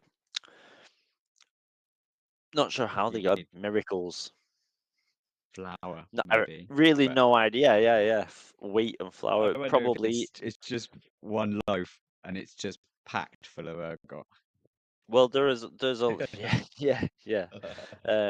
There's a lot of so if you read a lot of the old texts, a lot of the kind of like holy plants that the Jews keep were plants like the lemon tree, the date palm is a venerated plant in Judaism. So dates grow in deserts. If you've got a massive date farm with loads of dates, you're staying well for quite a bit. Yeah. The is it the myrtle tree as well? The myrtle tree, which has little edible berries as well. These all grow, quite well in deserts and stuff like that. So yeah, there's other ways of eating and stuff. And I don't think they ate bread too much. I know that bread was eaten, but I don't think they ate bread too much because it was kind of unleavened flatbreads anyway. It wasn't the risen bread that we have. The stuff we have is basically cake compared to what they had. I'd imagine Right, their yeah. stuff was more like little crackers, little flat kind of things, basically. Um, Yeah. but yeah, And the who thing that knows? they're swinging around, did you say they're burning something else? Is that very similar to like in churches where they swing the So they do have in incense in churches you do it with churches, sage maybe? mainly frankincense, myrrh, and stuff like that in churches. I think it's called a censer in churches that they swing around on the big chain like this. I don't think. I mean, yeah, they probably were just like kind of wafting it round and stuff like that. But I reckon they probably just had a massive bowl to burn it in, got some good hot coals in the bowl, and just threw on the stuff. I don't think it was joss sticks. I don't think it was kind of the ceremonial parading around that the Catholics do. Um, I know that the Judaic priests did have the like attire they had to dress, like with the kind of chest plates full of gems and their hats and all proper and stuff like that.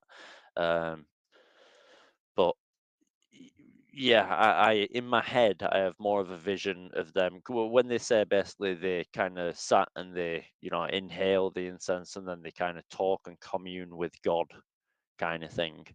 I have more of a sense that God doesn't appear to them in the tent, but that they all more go into trances and start talking kind of inwardly and Yeah. communicating inwardly with kind of the god, if you will. Um, yeah, I don't think it's like a big puff of smoke like goes up and all of a sudden you've got the face from Power Rangers, kind of Yeah. Yeah. appearing Yeah. there. Yeah. That kind of like giving them missions, of yeah, which nemesis to destroy next and stuff like that. Um, Yeah. For sure. yeah, I could be wrong, but yeah, I have a feeling it was more like a trance state that they went into myself. Yeah. Yeah. Yeah. Um, Next up, you've got a similar. Well, it's not similar, but I guess this is another ceremonial space.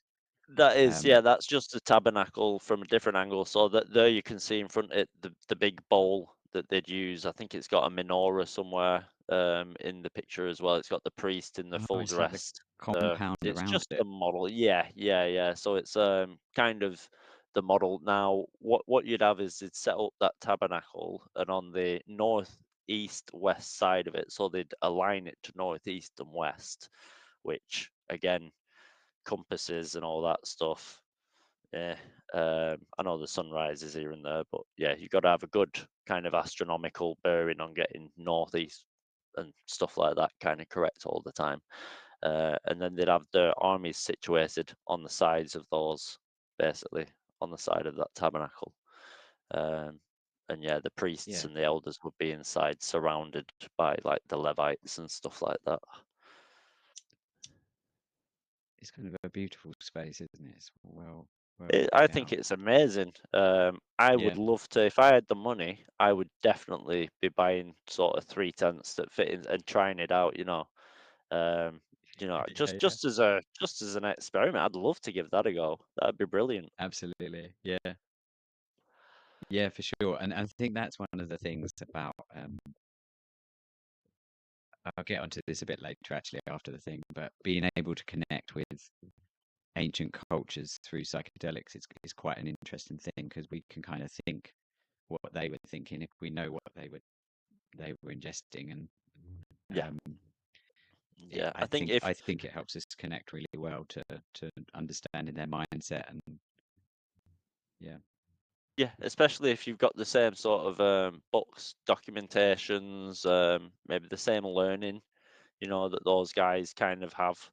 You can definitely get into the same mindset and same, like the same learning pattern and stuff like that. It's um, it's definitely worth giving a go. I think I've done it a couple of times myself. Not the hot boxing in the desert, but the sort of psychedelic religious sort of trip. And it's you yeah, do definitely. It's a different experience. yeah. Um, Next up, we've got. I think this is quite an ancient picture of Adam and Eve, except it's a mushroom-looking tree with mushrooms coming out the side.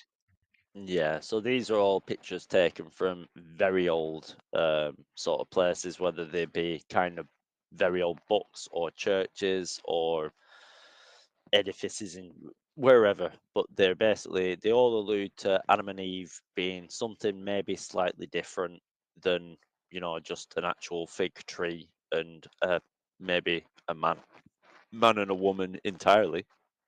Um, Maybe there was an allusion to them, like expanding their minds consciously through taking something.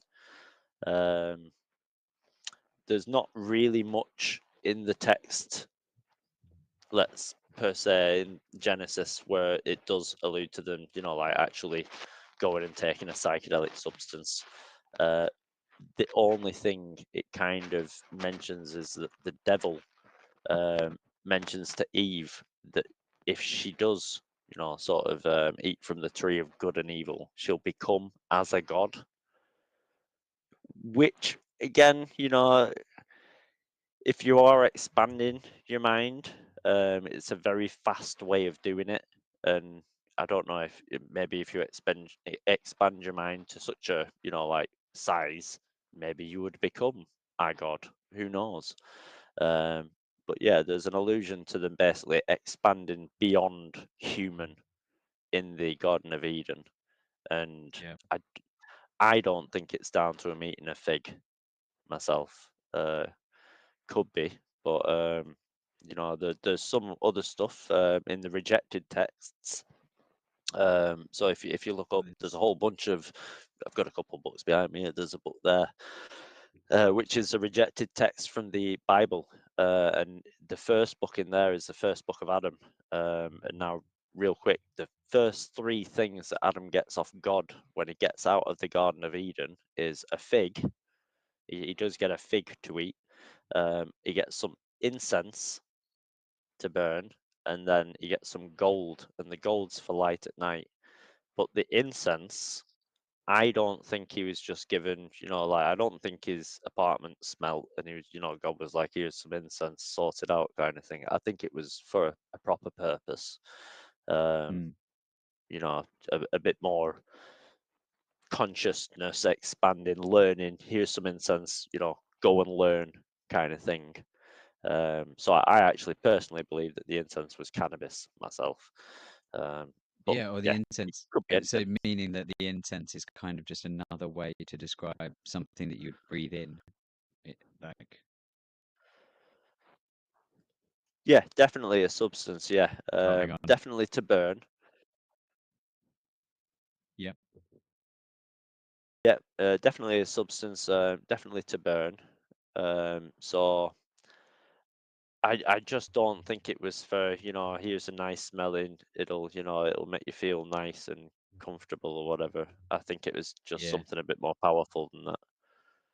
There's a hell of a lot of analogies we can take from those stories anyway. I mean, it doesn't take taking a psychedelic to think that they're talking about more than the fig tree.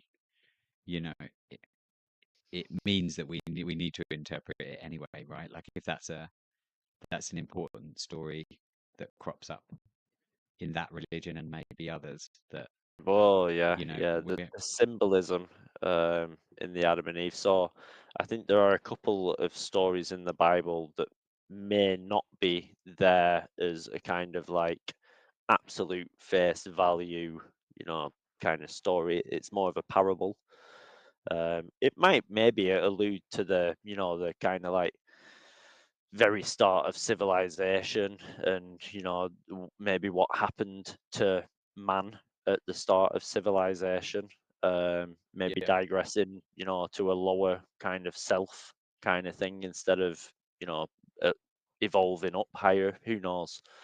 um, yeah, but yeah, I think there's definitely like an allusion to some sort of kind of like break off, if you will. yeah, yeah. So moving on to the next picture. The next picture, yeah, there's a few of the Adam and Eve kind of mushroom paintings from history. Yeah, so there are quite a couple in Christian art, from cathedrals and old art books. I think there's even a stained glass window. I'm not sure if I included that one, um, but they are kind of noted as being there all over the place from centuries ago. Um, so yeah, not really sure why. I mean, would I be able to take some in there now? Is that, doable? Am I allowed to have a mushroom trip in a church? I might have already had a mushroom trip in a church, to be fair, but another talk, to be fair. Yeah, I can imagine I can imagine it goes perfect with a trip. All the Oh, yeah, yeah, the stained glass windows, the light, the way that yeah, the cathedral style shape seems to be a common thing in mushroom trips, doesn't it? Everything kind of looks like a churning cathedral. yeah. I think architecture being somewhere grand, like on a psychedelic trip, would be definitely something of awe. Yeah, Yeah, something to remember. it would be something to remember, but you'll probably never be allowed back in the church now. No, that's the thing, isn't it? But it's one of those. So on the third day, God created all the the green herb and the seed yielding plants and stuff like that. God also created death when Adam was thrown out of the, and you need plants and death to make mushrooms. So, and other funguses, may I add. Yeah, So, it's a speculate. good It does all analogy, come isn't it? from That God. keeps popping up. Yeah, well, it's the universe. It's all contained within the universe and all on our planet. Kind of, I'd say for a reason. It all works in different ways for a reason. All this natural stuff, the Yeah, natural psychedelic kind of stuff. But yeah, it's mentioned all over kind of Christian artwork and stuff like that. Adam and Eve generally is the focal point, I think, of that. Um, yeah. but I would have, The one of the pictures that's popped up, it's actually I don't know where this is found, but actually, like, it looks like it's got Adam and Eve, and um, Jesus has got a halo around him, and he's putting out his hand, and then behind them, it looks like a cannabis leaf. yeah, yeah. It's I'm not quite, I can't Where's remember which church, but I'm pretty sure that's from a church somewhere. A lot of them were from Germany.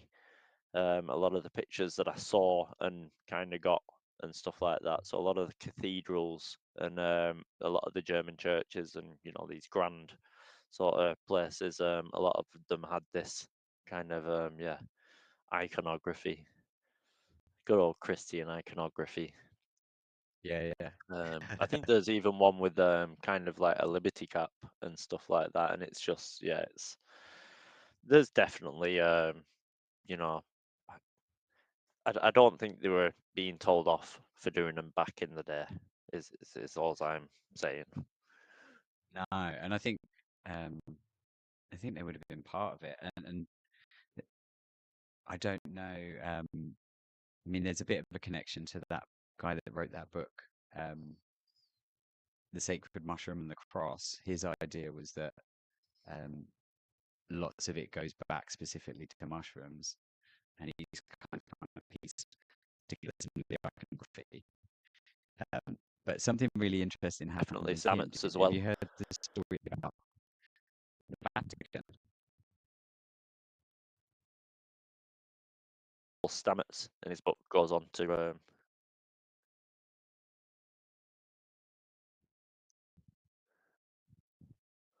yeah. Yeah, I was just saying about there's an interesting story with the Vatican. Um, Apparently, when the book was launched, the Vatican bought up the publisher that published the book, and then had it de-released. So, like, shut down the book. Um, Oh, really? yeah, which is the best advert for that book. Like, it's like if Well, yeah, the Vatican tries to shut you down. and maybe a couple places as well. Uh, yeah, there are a couple of places as well where the church seems to have some sort of control over the information. So I think in South America, a lot of the information released from or found there is a bit controlled still, like by the Catholics and whatnot. Um, Yeah, I do know that some of the books that are released, they are released by kind of like Catholics and Jesuits, and those books seem to make it kind of to the top, if you will. Um, Seems to be a lot of control on it from the church, I'd say, yeah, and from church organisation, religious organisations. Um, yeah, um, speculation. Could speculate that maybe that's not the best thing to do, and maybe that's not the thing. Maybe that's not really what a church should do. You know. yeah. I totally agree. Um, yeah, in my eyes, all religions are looking for a very similar answer. Um, and yeah, should be a lot more of like individual religions kind of crediting and almost discussing other religions to really kind of, yeah, get to what might be the same truth or very similar truths across the board. Yeah, I think that was a bigger thing back in the Middle Ages, where you get sort of Hebrew, Arabian, sort of Muslim, and Christian scribes would all come together in schools and all do like kind of learning. We still get it nowadays, but it's probably held by organizations that are a bit secret, probably. Again, I think a lot of this information is probably just held in the hands of people who kind of want to control stuff, and probably want to elevate themselves kind of above other people. So yeah, Yeah, it's hush hush and kind of demonized and stuff like that. yeah, for sure. Um, and then we've got some writing. Do you know what the writing is? There's a Ah, few yeah. excerpts So from. so from yeah, from Christianity we kind of come up to kind of the Middle Ages and alchemy. Now, a lot of alchemists also studied Kabbalah, which is the Hebrew kind of system of learning, um, which we'll probably move on to maybe in part two or something like that. But a lot of the alchemy books basically have a lot of psychoactive ingredients and kind of remedies in there and wines and stuff like that. But not just kind of mainstream things like mushrooms. They go for henbane. I think there's belladonna in there. I think the top of the script, actually, I think I've got that script. So the top of the script in that kind of reads, "Can man see God and live? What fruit shall a grain of corn bear if it be not first dead? We must die. I say die to the world and to the flesh and all the senses." And that kind of, it's talking about dead corn and, kind of killing off the senses to be able to see God and stuff like that. So yeah, there's definitely a porking to I'd say ergot and ergotism. Yeah, Um, I have been looking for a recipe, so I got a CD off eBay that had like 99 alchemy books on it, and in one of those books I've found a recipe for ergot wine. I just can't remember which book. So I've been looking furiously through and trying to get it for this sort of talk, but I haven't found it yet. But yeah. there's definitely there's even recipes for ergot wine, um, all that sort of stuff. It's super Yeah, interesting. it's all kind Do of. you know if like is it a natural I know we're sort of talking about when the grain rots it becomes ergot and then you've got the fungus which is kind of rotting everything. So that makes Hmm. sense why that passage is there. Um, is is ergot kind of the natural, like you wouldn't need to do anything special to grain to get ergot. It is just any kind of grain rotting. Um, so it's probably not every kind of grain, but you're gonna find it on stuff like rye and corn. Um, I think they switched in the Middle Ages from rye to wheat because wheat gets a lot less ergot. So there's there's grains that are better for it, um, and then probably grains that it doesn't grow on so much. Also, they probably use so many sprays nowadays that I wouldn't recommend like going out and trying to find some. Also, as well, so if you kind of go on to the next slide, there should be a picture of some kind of guys slumped over with sores and whatnot. Yeah, So in the Middle Ages, we've got this thing called Saint Anthony's fire, which is ergotism, and it's basically it comes from people eating rotten, well, bread made with rotten grain, and the fungus gets in there. Now, not only do they have hallucinations and whatnot from the LSA that is riddled within the ergot, but also they get sores and sort of rotting limbs and stuff like that, actual burning pain sensations and stuff. Now, it was called St. Anthony's Fire because allegedly the bones of St. Anthony, who was I believe, a third century saint, were said to cure the illness of ergotism. I I don't know how, how, but that's the story. Um, but yeah, Yeah. again, it's ergotism. We've got, for some reason, it's tied to Saint Anthony, who's a religious figure. Um, don't know why, but yeah, it just seems to be another religious acid trip for some reason. Have you heard the theory about the witches and the ergot and the brim of the hat? Oh no, no, I haven't. Um, So Go there's on. this theory that during all the witch hunts and stuff like that, I'm sure a lot of the witch hunts were, total just control of anyone that you wanted to out as a witch. But there's a theory that the idea that might be behind some of the witch tales, whether it's what started it or not, is like that idea of like the black cap that ergot shines in the moonlight quite well. It's like it's quite a light fungus that shines up. So when you got like a full Oh, moon, if you were to go out with an actual classical kind of witch's style cap, you would get reflections by looking at the black hat here, and you'd be able to see where you'd just be walking around in the fields, and you'd be able to see where the ergot is from the reflections in the visor. Um, that's an interesting theory. yeah, and I guess it kind of links to um, all the kind of classical ideas of what a witch would have been. Like staying up all night cackling and laughing and um, going Yeah, out at yeah, I night in the suppose. fields Well, and like and there's this other kind of link there as well where they I can't remember where I heard it, but this guy's written a book all about how the witches might be strongly linked to LSD because um, when they're turning up at a village and looking for the ergot, so they might go to a particular field which is in a particular village and it's got ergot,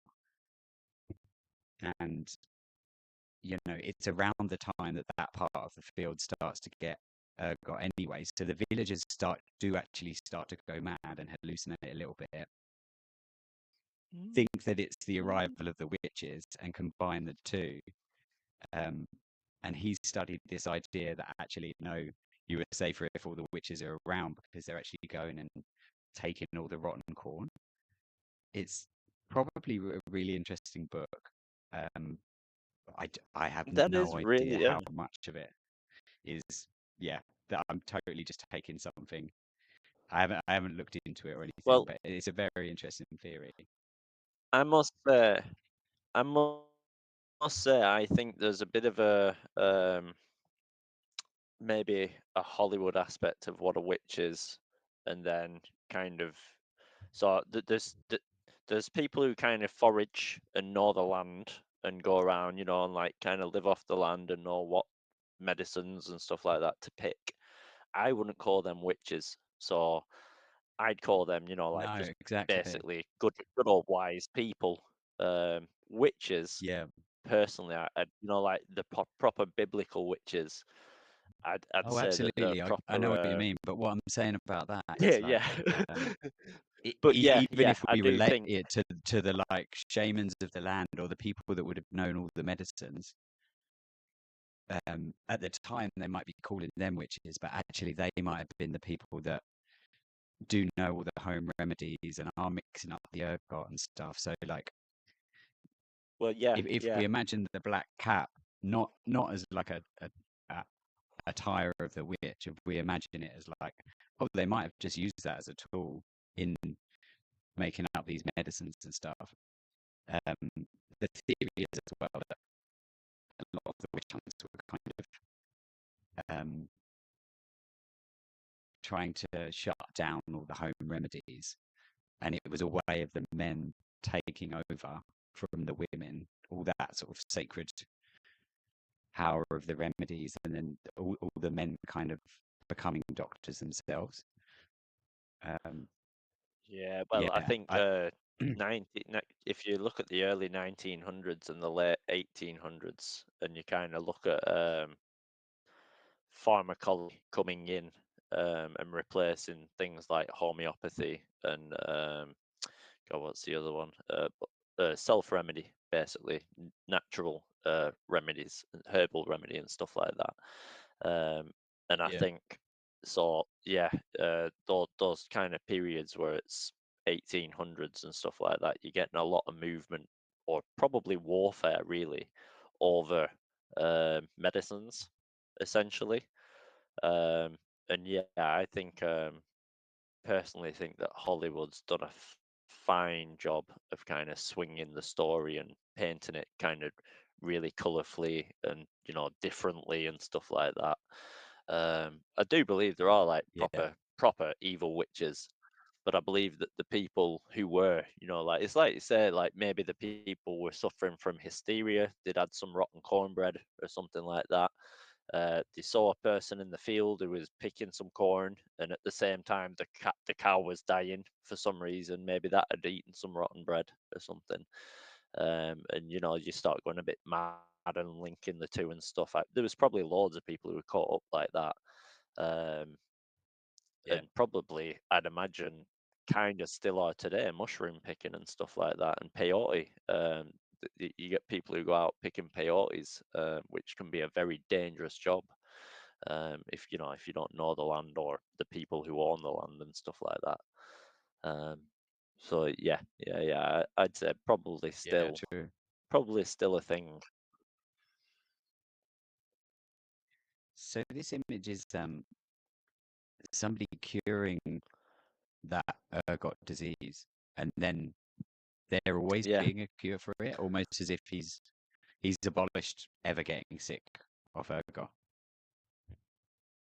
yeah. Again, so that's Saint Anthony, the last image, and it's I'm not sure I'm not sure why you would dig up someone's bones and just assume that oh, he's got ergotism. You know what we haven't tried? Dig up Anthony's bones and we'll give them a shot. You know what I mean? I don't know why anyone would come to that suspicion or curiosity or anything, or thought in any way.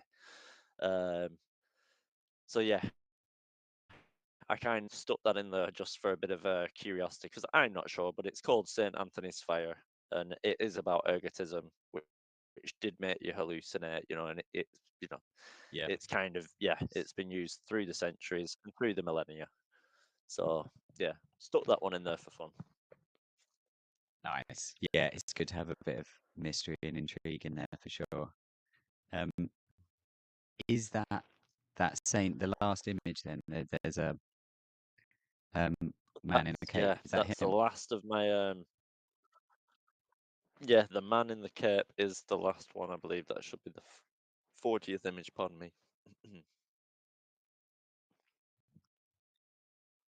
Nice, and that's he's the one that is linked to the ergotism.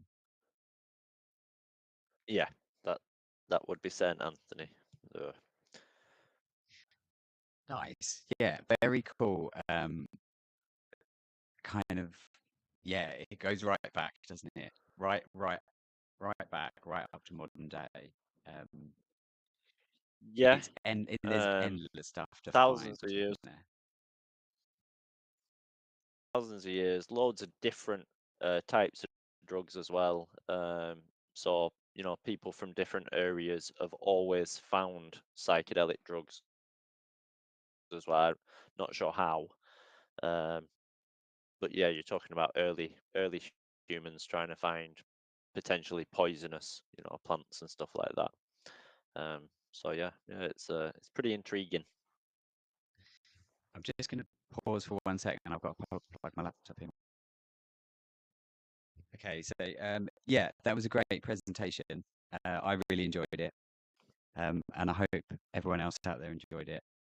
There's just having spoken to you before, kind of off off camera. I know there's so many things that we can go into. It's such a huge topic, and I know you've been looking into it for years. So yeah, I don't think we'll try and cover too much more on this podcast because it's all it's kind of getting up to the sort of point where we'd wrap it up. Um, one thing I did want to say, there's two images here that I kind of wanted to add on. They're not part of the presentation, but um, it's it's something that's kind of fascinated me, and it was my first. Although I've done psychedelics for years, it was my first sort of foray into realizing that it goes right back through the ages. I remember watching this documentary. I think it was made in like the 80s, really old documentary where they get some people on and they test them taking Blue Lotus, and it's Mm, all about kind of Blue Lotus was really famous in the Egyptian times for it kind of crops up in lots of their different statues, lots of their different art pieces, and what they were trying to do was study its effects, uh, and they kind of came to this idea that it barely has an effect. You know, it's like a real mild stimulant. Um, and then when I looked into it online, there were reports that it could make you lucid dream. Um, so I ordered some, and mm, it took about 2 weeks of kind of experimenting a bit with it to really figure out how to use it. Because there's no real guidebook to it. Um, but once I did, it became something where I could like lucid dream whenever you do it right. You know, whenever you drink it in the right way. I could have a lucid dream, and it really made me think of like I don't know. I think always growing up, I would think that whenever they're imagining these gods, there's like a real sort of tenuous link to the gods, and then all of a sudden, you know, you're having these visual dreams where you can feel the texture of them. You can, you know, narrate and control. You know, you can totally be a world builder in your dreams. Um, and it kind of struck me how much of an impact that would have had on society. And that's, you know, just like a such a mild stimulant that kind of keeps you slightly more lucid when you're asleep. Um, and yet they would have painted tales and tales and tales of, you know, these different worlds and um, the underworld and different states. Um, so yeah, it was kind of an eye opener to me of, you know, following not kind of following the links that the ancient people would have made, and then trying to rediscover the same links in your time, and still learning so much from it. Um, yeah, bit of experimenting and stuff like that. I think people have yeah, always been curious with dreams as well, so it always it, I always find it fun how morphine is named after Morpheus, who is god of the dreams.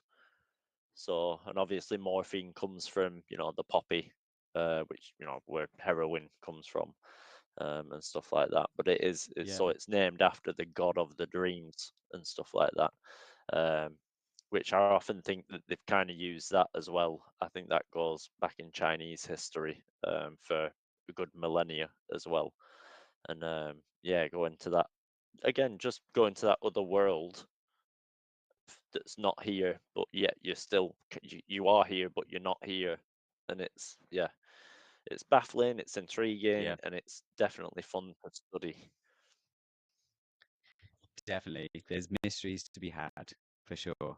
Um, yeah, thanks for coming on. That was great. What we'll do is we'll wrap up the show. Thanks for having me. Um, yeah, it's been great, and I think we've already got a podcast in mind for the next one. Um, and it's kind of along that link, isn't it? It's kind of along that link of what happens if you do kind of follow the psychedelics. Um, yeah, I'm looking Yeah. forward to it What do for you sure. learn? What kind of stuff can you do? So yeah, yeah. Thank you for having me. It's been brilliant talking to you. And yeah, I hope we can do the next one soon. Yeah, no worries. You're welcome back anytime. And yeah, and on this show we always like to wrap it up with it's kind of well, the idea comes from the connected sphere, so it's kind of finding out things that we can connect to from the guests that come on. You know, how can we connect to ideas that they've got? So it's all about sharing three things that can help the guest kind of connect with your ideas. So yeah, go for it.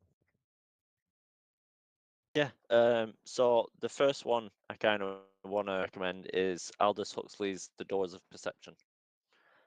For anyone who is intrigued and maybe hasn't done it before, like a psychedelic experience, kind of where they delve into religion and like a bit of a spiritual quest. I think he goes into artwork and music as well whilst he's in there.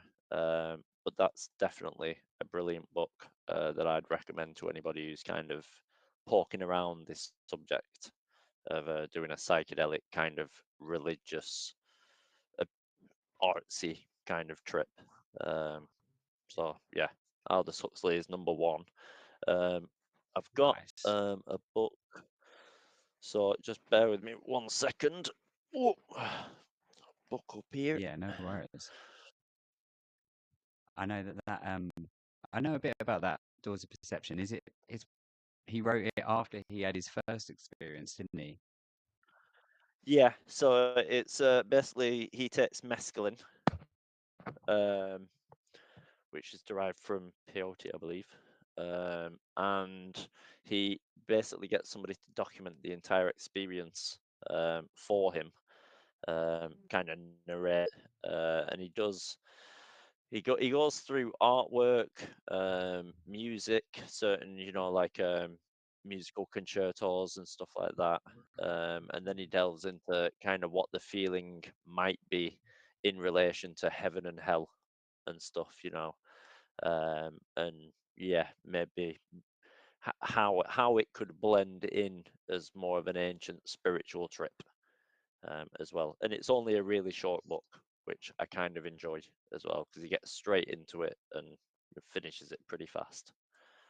I've been meaning to read that forever. It's one of these that I just keep Have you never getting read it? around to not reading. Yeah.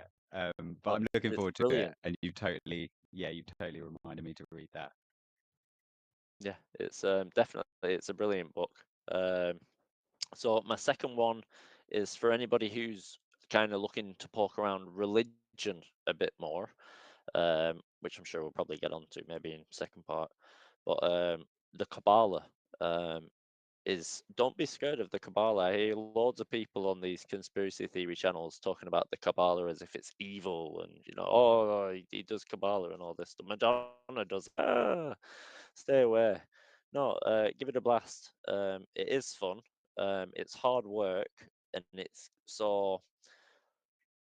what it is basically you're looking at around like a sort of a 12th century kind of study of the Bible. It does go back before the Bible, but a lot of the books in relation to Kabbalah and stuff we only get in like around the 12th century and stuff like that. And it's basically a study of kind of how um, God and how everything else kind of comes into existence. It is fun. It's hard work, but for anyone who's kind of into religion, that's the kind of stuff. This book is The Kabbalah Unveiled, translated by S.L. McGregor Mathers. If anyone's interested in this book itself, that's Yeah, the one I perfect. study Good from. recommendation. Yeah, Brill, Well thank worth you. Um, putting the version on there as well. I know sometimes it's when I want to start somewhere with looking into something so old, you realize just how many sort of versions and translations there are. There are as well. It's kind of hard to get Kabbalah. So Kabbalah is the Hebrew sort of learning system. So a lot of it is in Hebrew and stuff. It's quite hard to get stuff that's successfully translated into English. I think so what I do when I'm reading this book is I use my intuition to actually kind of guide me through it, and I don't move on to a chapter unless I actually understand the chapter and stuff. For anyone who does have any questions on this, just send me an email, no problem. But yeah, that would be the third kind of thing that I'm going to recommend, is using your intuition and building your intuition as kind of a guide for yourself, and kind of building a strength with your intuition a bit more.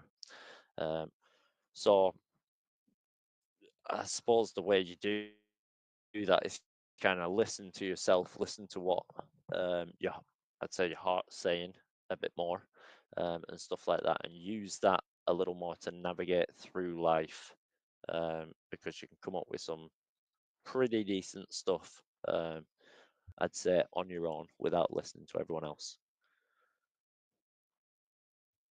Yeah, nice. I think there's three really good recommendations. And yeah, I think that kind of listening to your intuition thing, we'll explore that a bit more in the next one as well, because I know it's kind of how it started you off on certain paths of discovery that we can talk about. But yeah, no, that's awesome. Yeah. And if anyone wants to follow you, invite you to an event, or um, drop you a message, how can they go about that? So my email address is lee.mansfield87@outlook.com, and my Instagram is at Lee Mansfield Art. There is no artwork on there at the moment because I've only just opened the account and it got blocked for a month as soon as I opened it. So I am just about to put my artwork on there. Don't worry if you go to an empty kind of Instagram page. I will, like, contact you and stuff like that. And there will be artwork obviously on there very soon. So yeah, thank you very much. Yeah, thanks for coming on. And yeah, if anyone wants to get in contact with Lee, and yeah, share some ideas, come up with some theories, I'm sure he'd be up for that.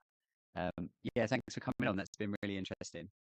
And yeah, thanks for the listener for checking in. Check back with us soon. We're doing, at the moment, it's minimum, I'm doing a podcast a month, but it's starting to build up now, so we should be getting like one podcast every 2 weeks. So yeah, check back in with us. And Lee will be back, whether it's the next episode or whether it's a few episodes time, he will be back, and there's some really good stuff to come. So yeah, thanks for listening to the Connected Sphere, and check back soon. Ciao, ciao.